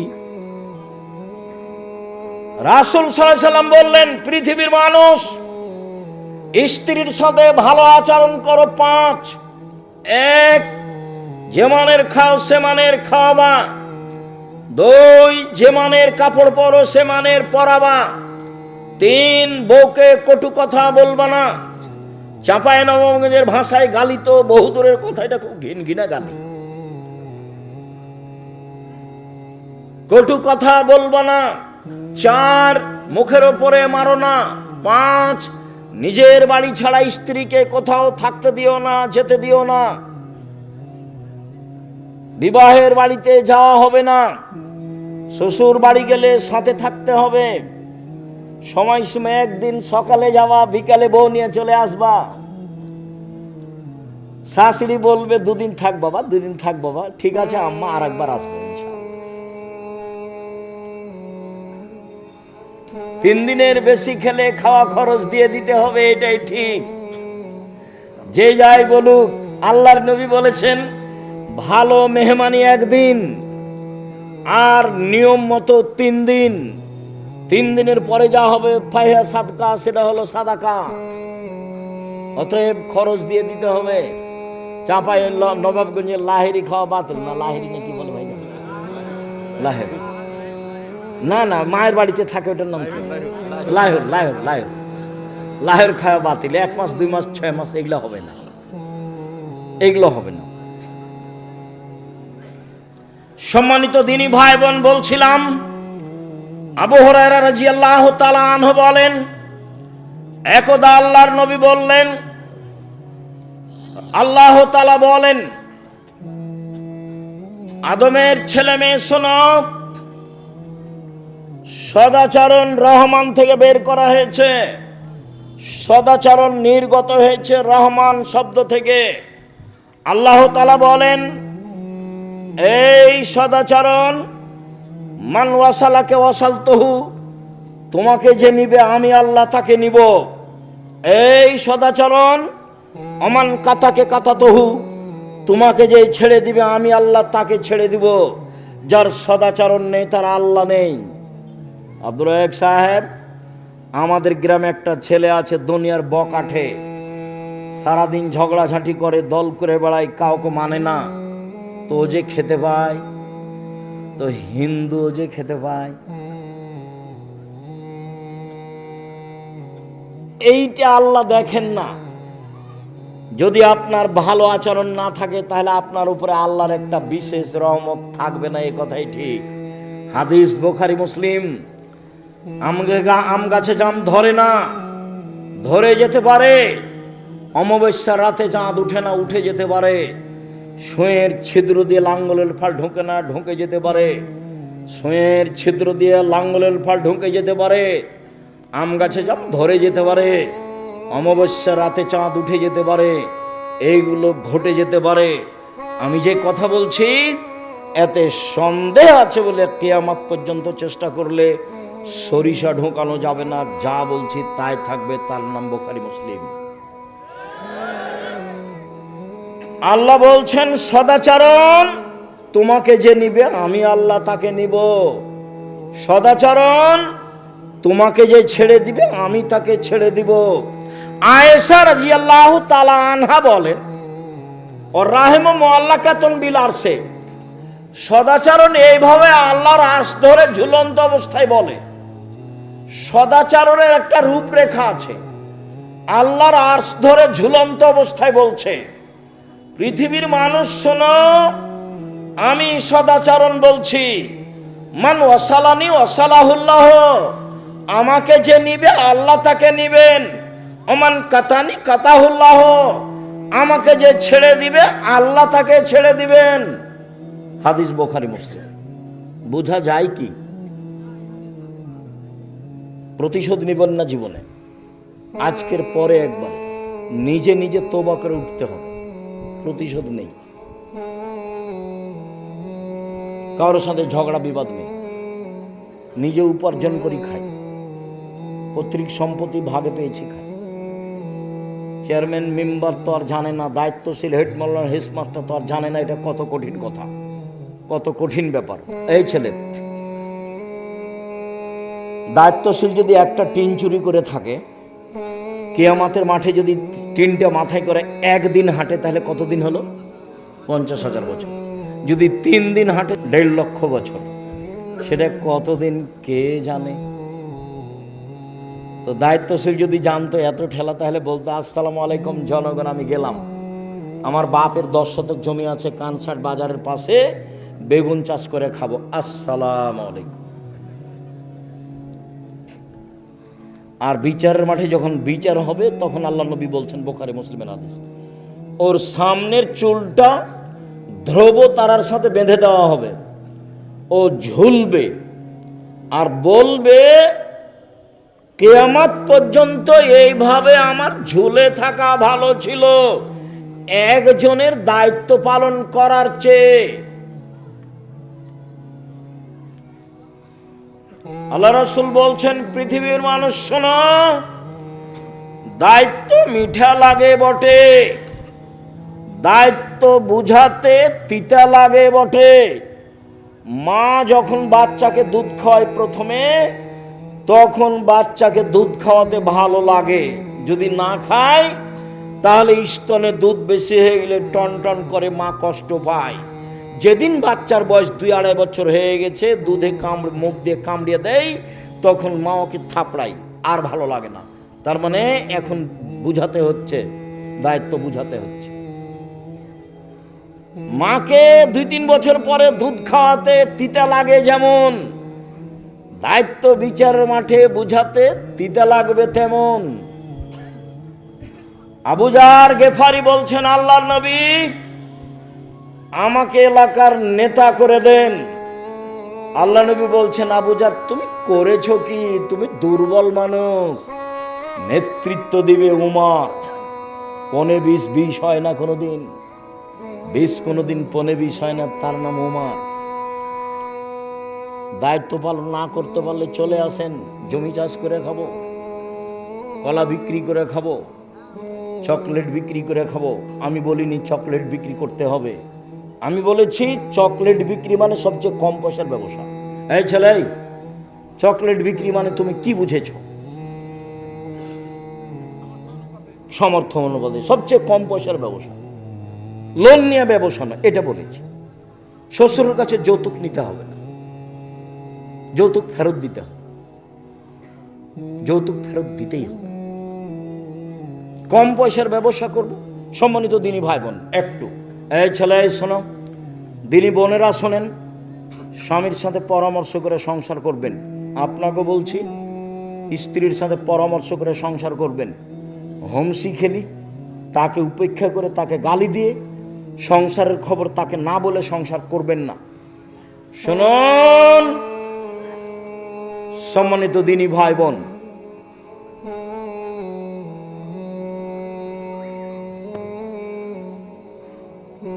উপার্জনের পথ 4টে। 1, দিন মজুরি, কিষান কামলা পাট দেওয়া, সন্ধ্যায় টাকা শেষ। 2, চাকরি, চাঁপাইনবাবগঞ্জের লোক কম করে, বেতন শেষ হবে 25 তারিখে, সাধারণত 2-1 জন পার হতে পারে, 5 দিন ধার কর্য করে চলে। 3, জমি চাষ, আম চাষ, সমান সমান কিছু সুবিধা বা নেই। 4, ব্যবসা। তখন আল্লাহর নবী বললেন, আত্তাজের আসাদে কালামিন এখনো ইয়ামাল কিয়ামা মা সিদ্দিক ওয়া শুহাদাল আম্বিয়া। বিশ্বস্ত সত্যবাদী ব্যবসায়ীরা বিচারের মাঠে নবীগণের সাথে থাকবেন, সিদ্দিক শুহাদাদের সাথে থাকবেন। তাহাজ্জুদ পড়ে সাথে থাকা যায় না, হজ করে রাসূলের সাথে থাকা যায় না। আর একটা পথ আছে রাসূলের সাথে থাকা, 2টা বেটির লালন পালন, 2টা মেয়ে, বাপে লালন পালন করলো, জান্নাতে যাবেই এই বাপ, রাসূলের সাথে থাকবে। তখন বললেন যে ওই বাপ আর আমি জান্নাতে এভাবে থাকবো। ফাজাম্মা আলোস্তা সাবাবা, তর্জনীয় মধ্যমাকে জমা করে নিলেন। পৃথিবীর মানুষ শোনো, কেউ যদি 2টা মেয়ের লালন পালন করে, তাহলে আমি মুহাম্মদ সাল্লাল্লাহু আলাইহি সাল্লাম আর সেই বাপ একসাথে জান্নাতে এভাবে থাকবো। আর যদি 3টে মেয়ের লালন পালন করে, তাহলে মেয়ে তিনটা বিচারের মাঠে বাপকে জান্নাতে নিয়ে যাওয়ার জন্য আল্লাহর সামনে জাহান্নামীকে পিছনে রেখে এইভাবে বেঁকে বসবে। মধ্যে মেয়ে, ওইদিকে জাহান্নাম, এদিকে বাপ। মেয়েরা বলবে আমার বাপকে জান্নাতে দিবেন আগে, তারপরে কোনো কথাই নেই, বিচার আচার নেই। আগে আমার বাপকে জান্নাতে দিতে হবে, তারপরে কোনো কথা। একটা মেয়ে হয়েছে, তাই মা খালা বলেছে কি করবি বেটা, একটা ডিপি স্কুল একটা গাভী কিন। দুইটা মেয়ে হয়েছে তো ভাবছে কি করা যায়। তিনটা মেয়ে হয়েছে তখন দাদি নানি বলছে ভাই এক বউ তালাক দিয়ে দে। কেমন আকীদা নষ্ট। 10টা ছেলে লালন পালন করলে এক নেকি হবে, এই কথা মুহাম্মদ সাল্লাল্লাহু আলাইহি ওয়াসাল্লাম বলেননি। এই কথা মুহাম্মদ সাল্লাল্লাহু আলাইহি ওয়াসাল্লাম বলেননি। তো বাপ ছেলেকে পড়াবে কেন? জন্ম দিয়েছে এই জন্য, সে পড়াতে বাধ্য। আনফেকালা এলেক মিন তাওলিক, তুমি তোমার উপার্জিত পয়সা দিয়ে ছেলে মেয়েকে শিক্ষিত করো। গার্মেন্টসে তোমার ছেলে যাবে কেন? 32 বছর পরে এবাদত উপার্জনের চিন্তা 30 বছর পরে। বাপের জিম্মেদারিতে 25 থেকে 30 বছর পর্যন্ত ছেলে মেয়ে পড়াশোনা করবে, তারপরে উপার্জন। প্রয়োজনে বাপ ভিক্ষা করে ছেলে মেয়েকে পড়াবে। ভিক্ষা করবে কেন? বাপের জমি দিয়ে ছেলে মেয়েকে পড়াবে, ব্যবসা করে ছেলে মেয়েকে পড়াবে, দিন মজুরি করে ছেলে মেয়েকে পড়াবে, প্রয়োজনে ভিক্ষা করে ছেলে মেয়েকে পড়াবে। তার নাম বাপ। জন্মের দিন পরহেজগার মানুষের কাছ থেকে তাহানিক করে নিয়ে আসতে হবে, মাথায় হাত দিয়ে দোয়া করে দিবে বাচ্চার। তাহানিক মানে খেজুরের একটু কিছু নিয়ে মুখে ভালো করে চিবিয়ে একবারে পানি পানি করে নিয়ে বাচ্চার জিভার উপরে ভিতর দিকে দিয়ে দিবে, তার নাম তাহানিক। 7 দিনের দিন আকিকা দিতে হবে, 14 দিনে 21 দিনে চলে না। গরু দিয়ে চলে না, উট দিয়ে চলে না, ছাগল ছাগি ভেড়া ভিড় দম্বা দমি দিতেই হবে, এটা বাপের জিম্মেদারি। গোস্ত আকিকার তার বাপের, ও খাবে কি দিবে সেটা তার ব্যাপার। এটা তো কুরবানি নয় যে ফকির মিসকিনকে দিতেই হবে, এটা বাপের জিম্মেদারি। আকিকা কার জিম্মেদারি? বাপের জিম্মেদারি। 7ম দিনে দিতেই হবে, দিতেও বাধ্য। ছাগল কানা হোক, খোড়া হোক, 2 মাসের হোক, 2 বছরের হোক, যাই হোক না কেন, যার জান আছে, জান থাকলে হবে, তাকে দিতেই হবে। বলছে আব্দুর রাজ্জাক সাহেব টাকা পয়সার সমস্যা ছিল সেই জন্য পারিনি, আর একটা কানা ছাগল নিয়ে এসো না 200 টাকা দিয়ে। এ তো কুরবানি নয়। কুরবানি মানে চোখ সুন্দর কিনা, কুরবানি মানে পা ঠিকঠাক কিনা, কুরবানি মানে কান ঠিকঠাক কিনা, কুরবানি মানে লেজ ঠিকঠাক কিনা, কুরবানি মানে মোটা তাজা কিনা, কুরবানি মানে শিং আছে কিনা, কুরবানি মানে সুন্দর ঝকঝকে কিনা, কুরবানি মানে কিছু খাও ফকির মিসকিনকে দিয়ে দাও, আদেশ, বাড়িতে রাখো। চাঁপাই নবাবগঞ্জের নিয়মে 3 ভাগ করতে হবে, এরকম হাদিস আমরা জানি না। আজকেই আত্মীয় স্বজনকে দিতে হবে, এরকম কথা আল্লাহ রাসূল বলেননি। বিহাই বিহানের মান সম্মান রক্ষা করা হচ্ছে কি দিয়ে? যদি না দিয়ে ওঠে তাহলে খেপে যাবে। যেমন আমাটা হারাম, গরু হারাম।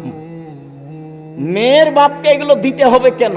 এই ছেলে তোমার বাপ দেখ, আমাটা তোমার বাপ দেয় না কেন? গরু তোমার বাপ দেয় না কেন? তোমার হুজুরকে বলিও, কিয়ামত পর্যন্ত সময় থাকলো মেয়ের বাপের 1টা পয়সা খরচ হবে এরকম কোনো পথঘাট বোঝা যায় না। এত খিরকাঁচি কেন, এত বরহন্তা কেন, এত আমাটা কেন, এত ব্যবহার কেন? এগুলো কি? এত বরযাত্রী কেন? সব নোংরাম। এত ডুলি বিবি কেন? ডুলি বিবি তো আমি ভুলে যেতে বলেছি, তাই না? 20 বছর পরে মানুষ যদি কেউ বলে ডুলি বিবি, তখন আরেকজন বলবে ডুলি বিবি কি, সেটা কি? তখন লোগাতে দেখবে ডিকশনারিতে যে ডুলি বিবি কি জিনিস বা থোবড়া, এমনভাবে ভুলে যেতে হবে। এগুলো সব নোংরামি। কিভাবে এসেছে আমি বলতে পারবো না। মনে হবে যে গ্রামের ওই মেয়ের বাপ জিম্মি এই কাজের উপরে, কষ্ট করে করা লাগে। আর সে মেয়েটা যুবতী মেয়ে বসে থাকে, গ্রামের ছেলেরা তার মুখে ক্ষীর তুলে দেয়। ছি ছি ছি ছি ছি। মুখে ক্ষীর দিতে হয় কার? বউয়ের, স্ত্রীর। এই মেয়েটার মুখে সবাই খেদ দিছে কেন? এর চেয়ে নোংরা কাজ হতে পারে ধর্মে? জবাব এক শ্রেণীর আলেম ওলামাকে দিতে হবে, যারা শক্তভাবে পদক্ষেপ নেয়নি। সম্মানিত দিনী ভাই বোন, আবু মুসা আশআরী রাদিয়াল্লাহু তাআলা আনহু বলেন, আল মুমিন লিল মুমিন কাল বুনিয়ান ইয়াসুদ্দু বাযুহু বাযান। একজন মুসলমান আর একজন মুসলমান এভাবে থাকবে প্রাচীরের মতো। দেখেন দেখেন, দেখাচ্ছেন আল্লাহর নবী। সুম্মা শাব্বাকা বাইনা আসাবিহি, আঙ্গুলগুলোকে আঙ্গুলের মধ্যে ঢোকালেন। এইটা যেমন একটা আর একটার মধ্যে একজন মুসলমান আর একজন মুসলমানের সাথে তেমন। কত গন্ডগোল! আরে বড় জামাই আসে না কি যে আগে নাকি তাকে যাওয়ার দাওয়াত দেয়নি সেজন্য আসে না। এই ছেলে, তুমি জামাই নাকি? জীবনে কোনোদিন শ্বশুর বাড়ি যাবো না এই কথা বলবো না। শ্বশুরকে খাটো করো না, বোকা ছেলে, কয়দিন পরে তোমাকেও ঠেলা ভোগ করতে হবে।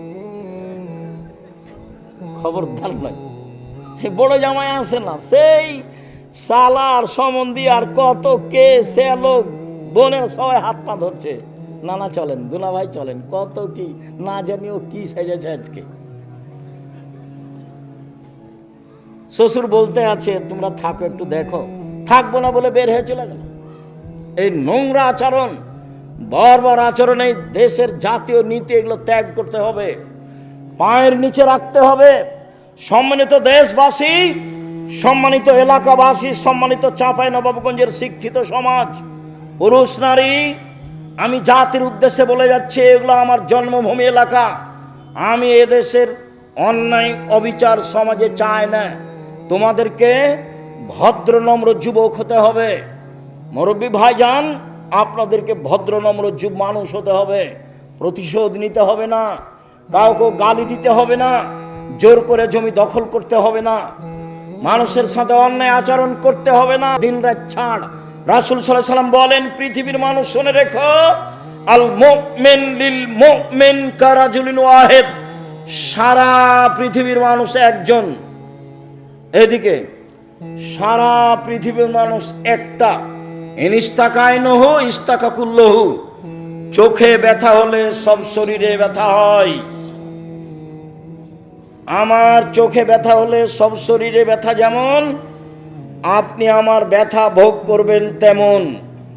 ইনিস্তাকারাস ইস্তাকাকুল্লহু। মাথায় ব্যথা হলে সম্পূর্ণ শরীরে ব্যথা বুঝি।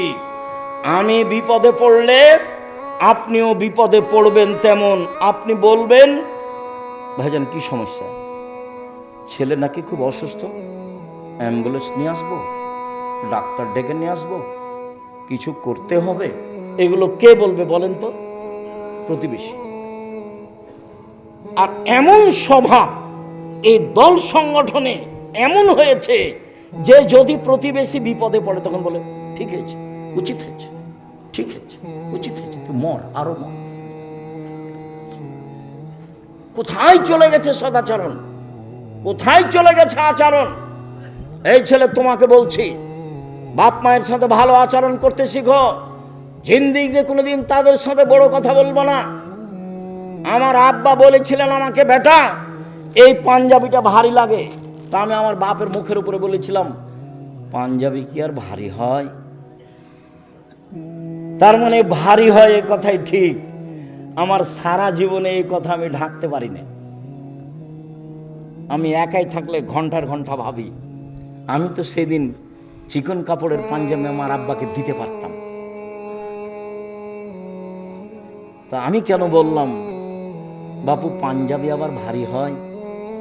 পাঞ্জাবি ভারী হয় তো ভাইজান, একটু বয়স বেশি হলে এরকম লাগে না?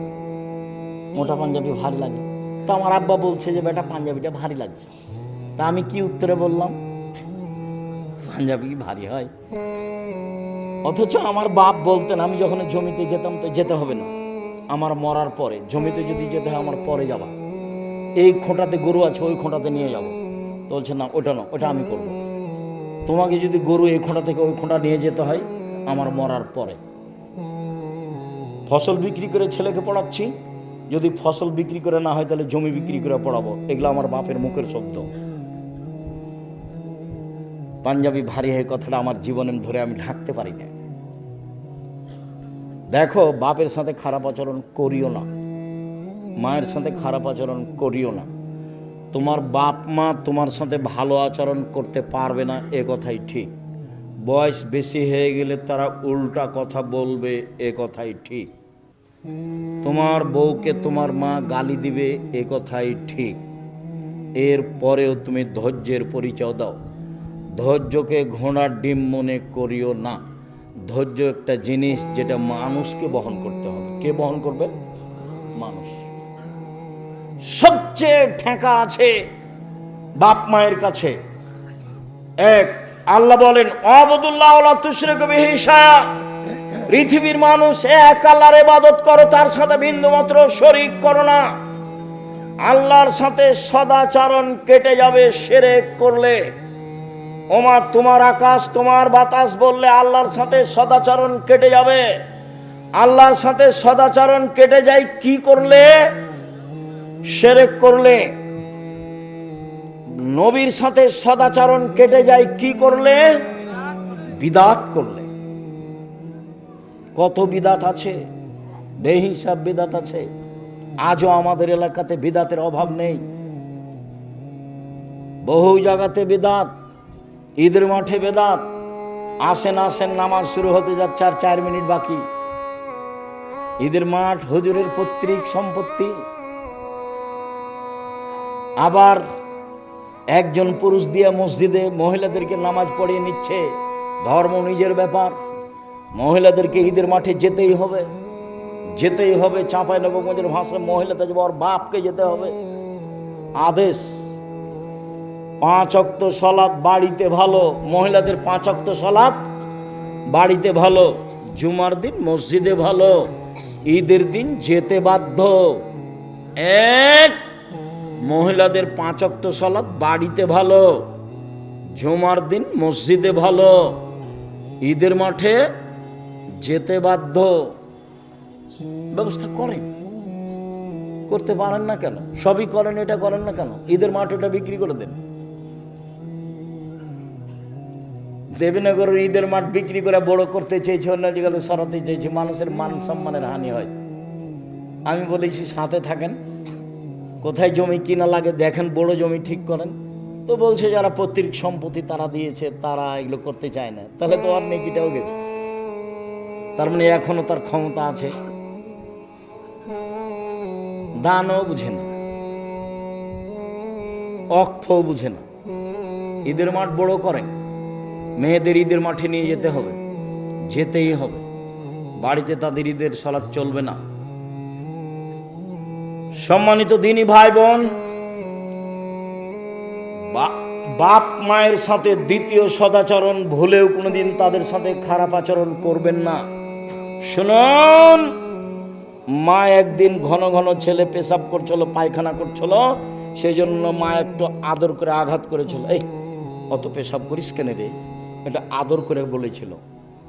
আপনি একটু এখন এইভাবে বলতে পাবেন না, এত আপনি পেশাব করেন কেন আম্মা, একবার কি ধুয়ে ফেললাম বিছানায়, কয়েকবার হয়ে গেল, এই কথা আপনি বলতে পাবেন না।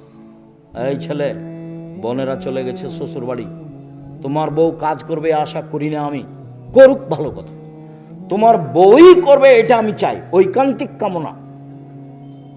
আমার দিনী বোনেরা শাশুড়ির সেবা করবেন, এটাই ঠিক। শ্বশুরের সেবা করবেন, এইটাই ঠিক। যা সেবা লাগে, পানি দেওয়া, অজুর পানি, গোসল, কাপড় ধুয়ে দেওয়া, গোসল করিয়ে দেওয়া, প্রয়োজনে পেশাব পায়খানা সব কিছু করার জন্য প্রস্তুত থাকেন। যদি আপনি না করতে পারেন, তোমার বউ যদি না করে, তুমি করবা।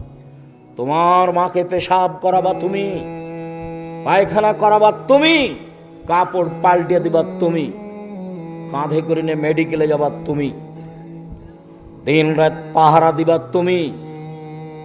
তোমার মা শ্বাস বন্ধ করলে, সারা জীবন চিন্তা করলে এটা ফিরে আসবে না, তোমার দুঃখের শেষ থাকবে না। আজকে একটা লোক মোবাইল করে কাঁদতে লেগেছে, 15 দিন আগে তার মা টাকা চেয়েছিল। ও ধারণা করছে আমার মায়ের কাছে কেউ টাকা পেত, সেই জন্য আমার মা টাকা চেয়েছিল। সে টাকা দেয়নি, তার মা 4 দিন হলো মারা গেছে। 3 দিন থেকে আমাকে খুঁজে বের করছে, আজকে পেয়েছে। পেয়ে বলছে 3 দিন থেকে আপনার সাথে কথা বলার জন্য অপেক্ষামান রয়েছি।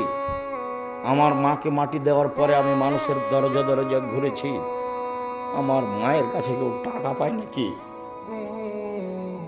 আমার মা আমার কাছে 20টা টাকা চেয়েছিল, 20,000 টাকা চেয়েছিল। আমি 20,000 টাকা আমার মাকে দিনি। আজীবন পয়সা উপার্জন করে আমার 20,000 পূর্ণ হওয়ার কোনো পথ ঘাট নেই। আমি মানুষের দরজায় দরজায় গেছি, আমার মার কাছে কে টাকা পায় আমি টাকা দিব। আমি এখন পর্যন্ত 10-15 হাজার টাকার খোঁজ পেয়েছি। আব্দুর রাজ্জাক সাহেব, আমি যে টাকা দিইনি সেজন্য কি আমি গুনাহগার? এই কথা আমাকে বলছে। আমি আর কি বলি? আপনি কেমন আচরণ করেছেন সেটা আপনার ব্যাপার। বাপ মা টাকা চাইলেই না থাকলে কোথা থেকে দিবেন? কেমন দিয়েছেন না দিয়েছেন সেটা আপনার ব্যাপার। এখন এই পথ বন্ধ করেন, দিন রাত আল্লাহর কাছে কান্নাকাটি করে বাপ মায়ের জন্য ক্ষমা চান, তার নামে দান খেরাত করতে থাকেন। শেষকালে বয়স বেশি হলে সঠিকভাবে কথা তারা বলতে পারে না, এ কথাই ঠিক। পৃথিবীতে মানুষ হিসাবে সদাচরণের হকদার সবচেয়ে বেশি কে?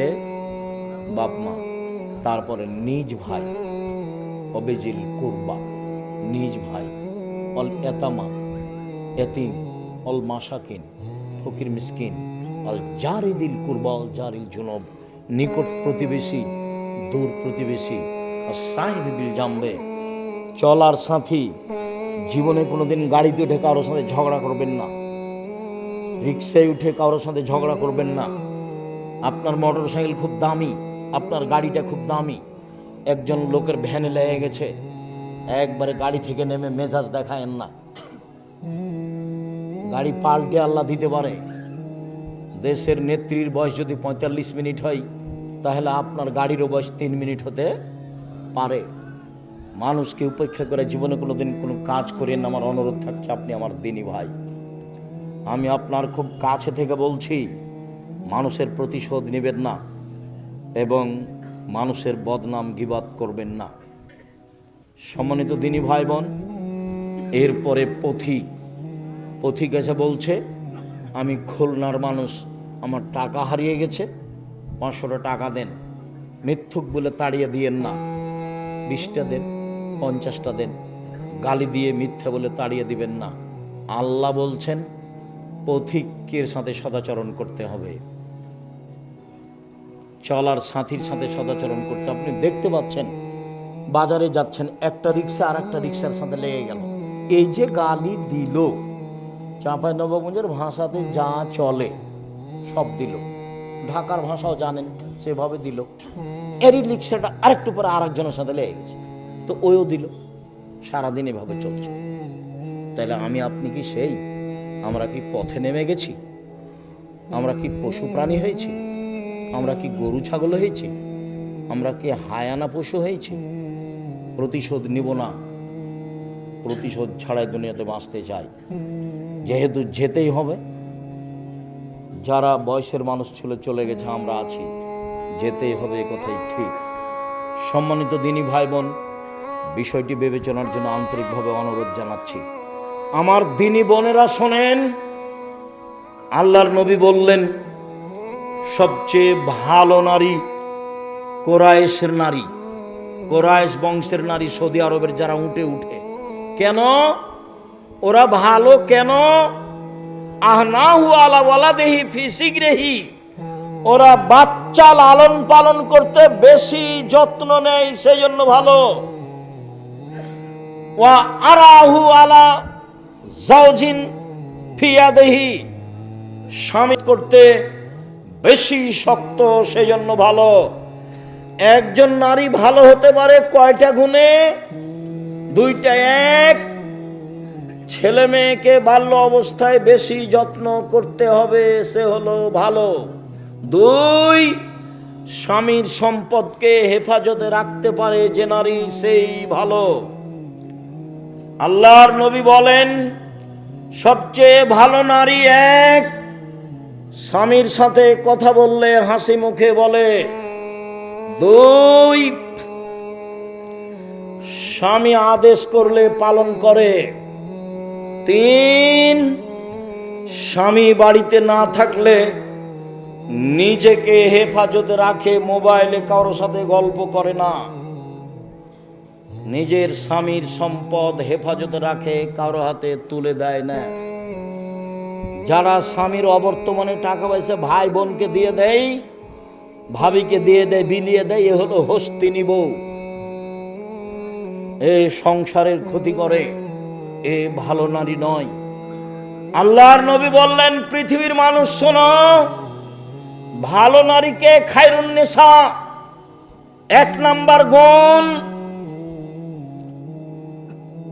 আল অদুদ, স্বামীর সাথে প্রেম প্রীতি ভালোবাসায় সুলভ আচরণের। যে আপনি আমার দিনী বোন, স্বামীর মুখখান যতই খারাপ হোক, আপনি ভালো আচরণ দেখাতে পিছে হটবেন না, অভিমান করবেন না, আর প্রতিবাদ করবেন না। সে তার মুখখান যতই খারাপ হোক, আপনার আচরণ সব সময় প্রেম প্রীতি ভালোবাসা নিয়ে থাকবে, এটা আল্লাহর আদেশ। দুই, আল অদুদ, যেসব মহিলা ছেলে মেয়ে বেশি দিতে পারে। তিন, আল আউদেল আজ্জাউজে, স্বামী কোনো সময় রাগ করলে স্বামীর হাত ধরে বলে, যতক্ষণ পর্যন্ত আপনার রাগ না মিটবে ততক্ষণ পর্যন্ত আমি কোনো খাদ্য খাবো না। তার নাম ভালো নারী। আল্লাহ রাসূল বলেন, ভালো নারী কে? এক, আল অদুদ, স্বামীর সাথে প্রেম প্রীতি ভালোবাসায় যে ভালো সেই ভালো। দুই, বেশি সন্তান দিতে পারে যে সেই ভালো নারী। তিন, অল মুতিয়াত, স্বামীর সুবিধা অসুবিধায় পরামর্শ দিতে পারে যে সেই ভালো নারী। চার, অল মুসিয়াত, স্বামীর ব্যথায় ব্যথিত হয়, স্বামীর দুঃখে দুঃখিত হয়, স্বামীর খুশিতে খুশি হয় যে সেই ভালো নারী। 1 মিনিট, স্বামীকে কিভাবে পরামর্শ দিবেন, উপদেশ দিবেন, তার সাথে কিভাবে তার ব্যথায় ব্যথিত হবেন, 1 মিনিট।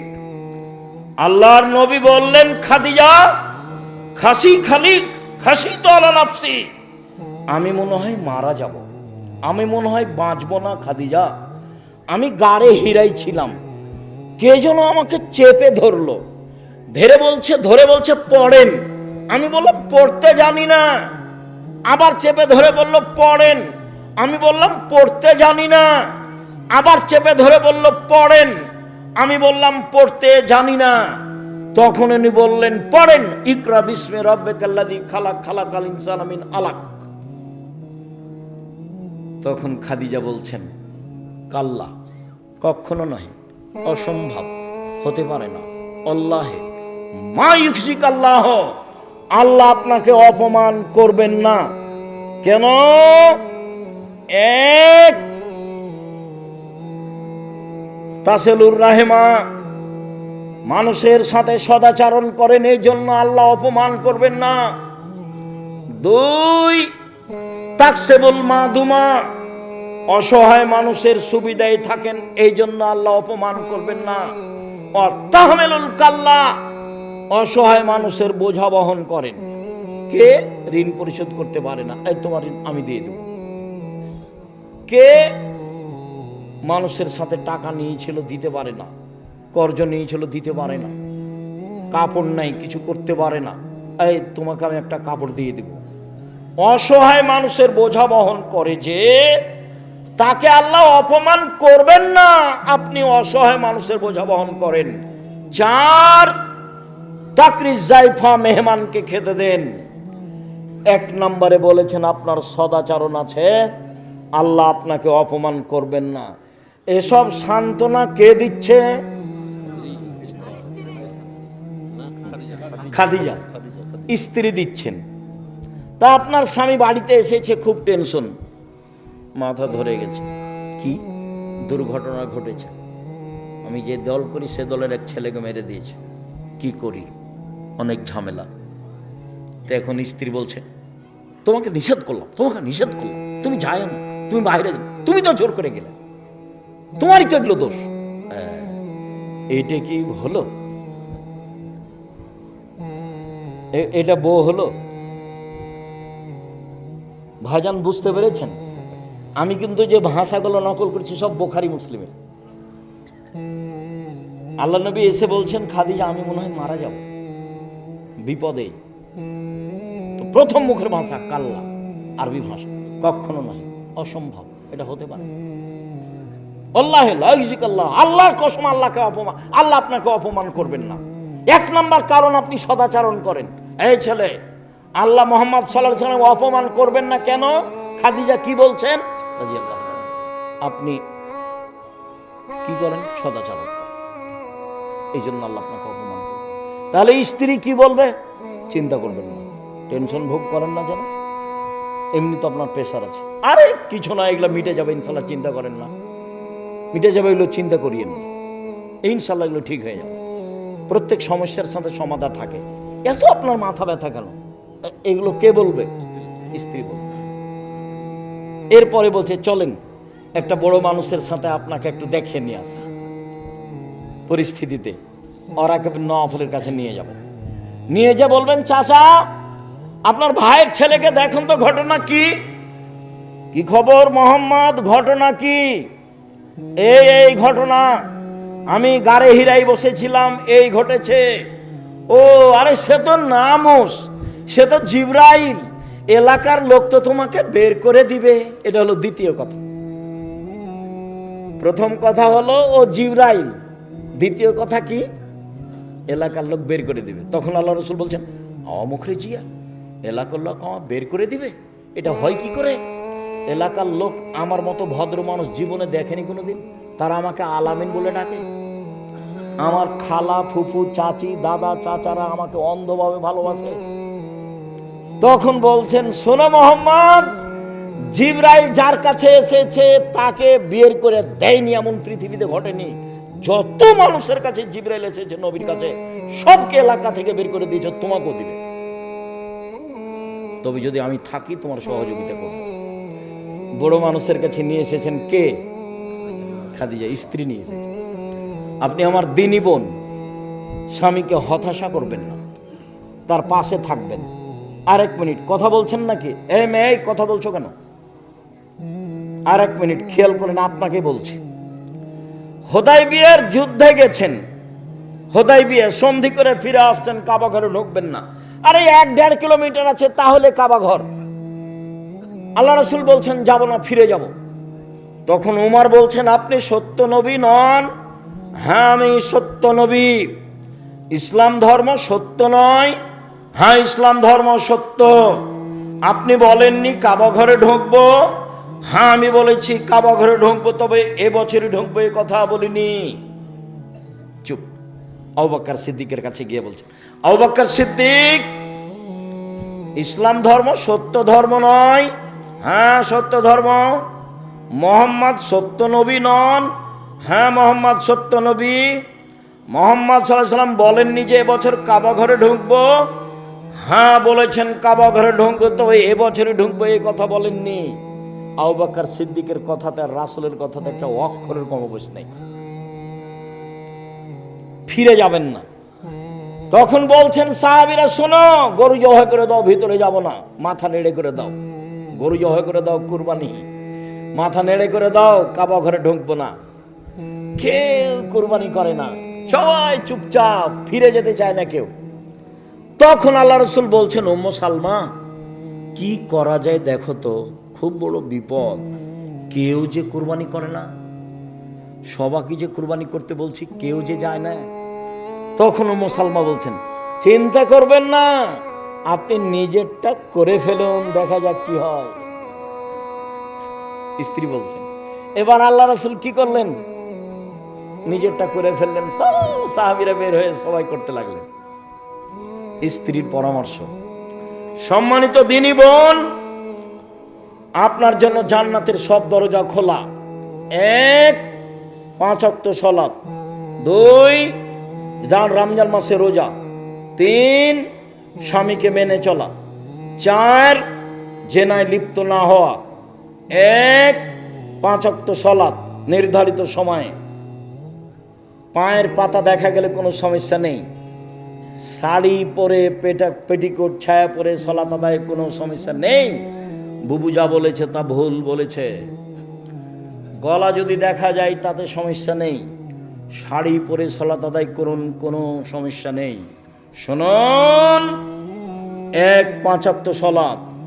2, রমজান মাসের সিয়াম রোজা। 3, স্বামীকে মেনে চলা, তিতা লাগলেও মিঠা লাগলেও। 4, জেনায় লিপ্ত না হওয়া। আব্দুর রাজ্জাক সাহেব, দুঃখিত, এখন কান্নাকাটি করি, জেনা একদিন ঘটেছে, চিন্তা করবেন না। আল্লাহর নবী বলছেন, পৃথিবীর মানুষ শোনো, কেউ যদি জেনা বন্ধ করতে পারে আল্লাহ তাকে যে কোনো বিপদ থেকে বাঁচিয়ে দেবে।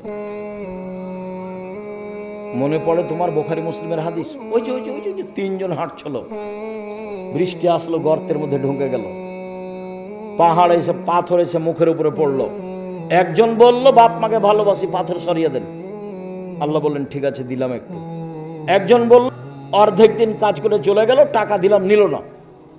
অনেক দিন পরে এসে বলছে টাকা দেন, অর্ধেক দিনের টাকা দেন। তা আমি বললাম, এই যাও গরু ছাগল নিয়ে যাও। আমাকে বলছে মজাক করবেন না। এই যাও, মজাক করিনি, সব নিয়ে যাও। সব দিয়ে দিয়েছি, ভালো কাজ করেছি, পাথরটা সরিয়ে দেন। ঠিক আছে দিলাম। আর একজন বলছে, চাচাতো বোনের সাথে জেনা করতে চেয়েছিলাম, আমি গরিব মানুষ, আমার বোন ভেবেছিল আমি 200 স্বর্ণ মুদ্রা জমা করতে পারবো না। হাড় ভাঙা পরিশ্রম করে 200 স্বর্ণ মুদ্রা আমি জমা করেছিলাম। আমি যখন জেনা করব মনে করে সিদ্ধান্ত নিলাম, বসেছি, তখন আমাকে বলছে, দেখ রে, আমাকে অসতী প্রমাণ করিস না, আমি একজন অসতী নারী হতে চাই না। তা আমি জেনা করিনি, উঠে গেছি, বন্ধ করেছি জেনা। পাথর সরিয়ে দাও, দিলাম। তুমি যদি আজ থেকে জেনা বন্ধ করতে পারো, আল্লাহ তোমাকে যে কোনো বিপদ থেকে বাঁচিয়ে দেবে। শুধু তাই নাই, আল্লাহ বলছেন, অনাহা নাফসা আনিল হাওয়া ফাইনাল জান্নাতা হিয়াল মাওয়া। কেউ যদি নিজেকে অশ্লীল কাজ থেকে ঠেকাতে পারে, তার জন্য জান্নাতুল মাওয়া আছে। এই ছেলে তোমাকেও বলছি, অশ্লীল কাজ আজ থেকে বন্ধ। মেয়েদের যত নাম্বার আছে মোবাইলে, বাড়ি পর্যন্ত সে নাম্বার যেন একটাও না থাকে। বক্তব্যের সাথে মুনাফিকি করো না, বক্তব্যের সাথে মুনাফিকি করে কোনো লাভ নেই। গান বাজনা হারাম, খেলতামাশা হারাম। স্কুলে হলে কি হবে, বাড়িতে হলে কি হবে? মোহাম্মদ সাল্লাল্লাহু আলাইহি সাল্লাম গান বাজনা শুনলে কানে আঙ্গুল দিতেন, দূরে সরে যেতেন। গান বাজনা হারাম। গান বাজনা করে যারা, তাদের ক্রয় করা হারাম, তাদের শিখিয়ে দেওয়া হারাম, তাদের সব কিছু হারাম। আল্লাহ নবী বলেছেন, ইন্নাল্লাহ হারামাল খামরা ওয়াল মাইসিরা ওয়াল কুবা। মদ হারাম, জুয়া হারাম, ডুবি তবলা হারাম, ঢোক ঢাল হারাম, ঢোল ঢাক হারাম, গান বাজনা হারাম, বাদ্যযন্ত্র হারাম, দোতারা সেতারা বাজনা সব কিছু হারাম। যত গান বাজনা বাদ্যযন্ত্র আছে সব হারাম। একাধিক হাদিস, যাওয়ার সময় তো উপদেশ বইটা নিয়ে যাবেন, বিস্তারিত লেখা আছে। সম্মানিত দিনী ভাই বোন, জরুরি কথা, 6-7 নভেম্বর সম্মেলন আপনার কাছের প্রতিষ্ঠানে। আমি ঐকান্তিকভাবে কামনা করি আপনি তো যাবেন, ভাই বোন আত্মীয় স্বজনকে নিয়ে যাবেন। এই সামনে নভেম্বর 6-7 পাকিস্তানের এহসান এলাহির জহিরের ছেলে ইবতেসাম এলাহি জহির থাকবেন। দেশের বড় বড় আলেম ওলামা থাকবেন। তার টিকিট করা হয়েছে, তিনি চলে আসছেন, কয়েকদিন আগে আসবেন। মর্মে সম্মেলনে আমার দিনী ভাই বোনকে উপস্থিত হওয়ার জন্য আন্তরিকভাবে অনুরোধ করলাম। 2 ডিসেম্বরে ফরম, 1 জানুয়ারি ভর্তি। ছেলে মেয়ে নিয়ে যাবেন, ভর্তি হতে পারলে আলহামদুলিল্লাহ। 3 যাওয়ার সময়তে আল ইতেসাম পত্রিকা কেউ ছেড়ে যাবেন না। এমনিতেই যত বই পুস্তক আছে সেগুলো নিয়ে যাবেন।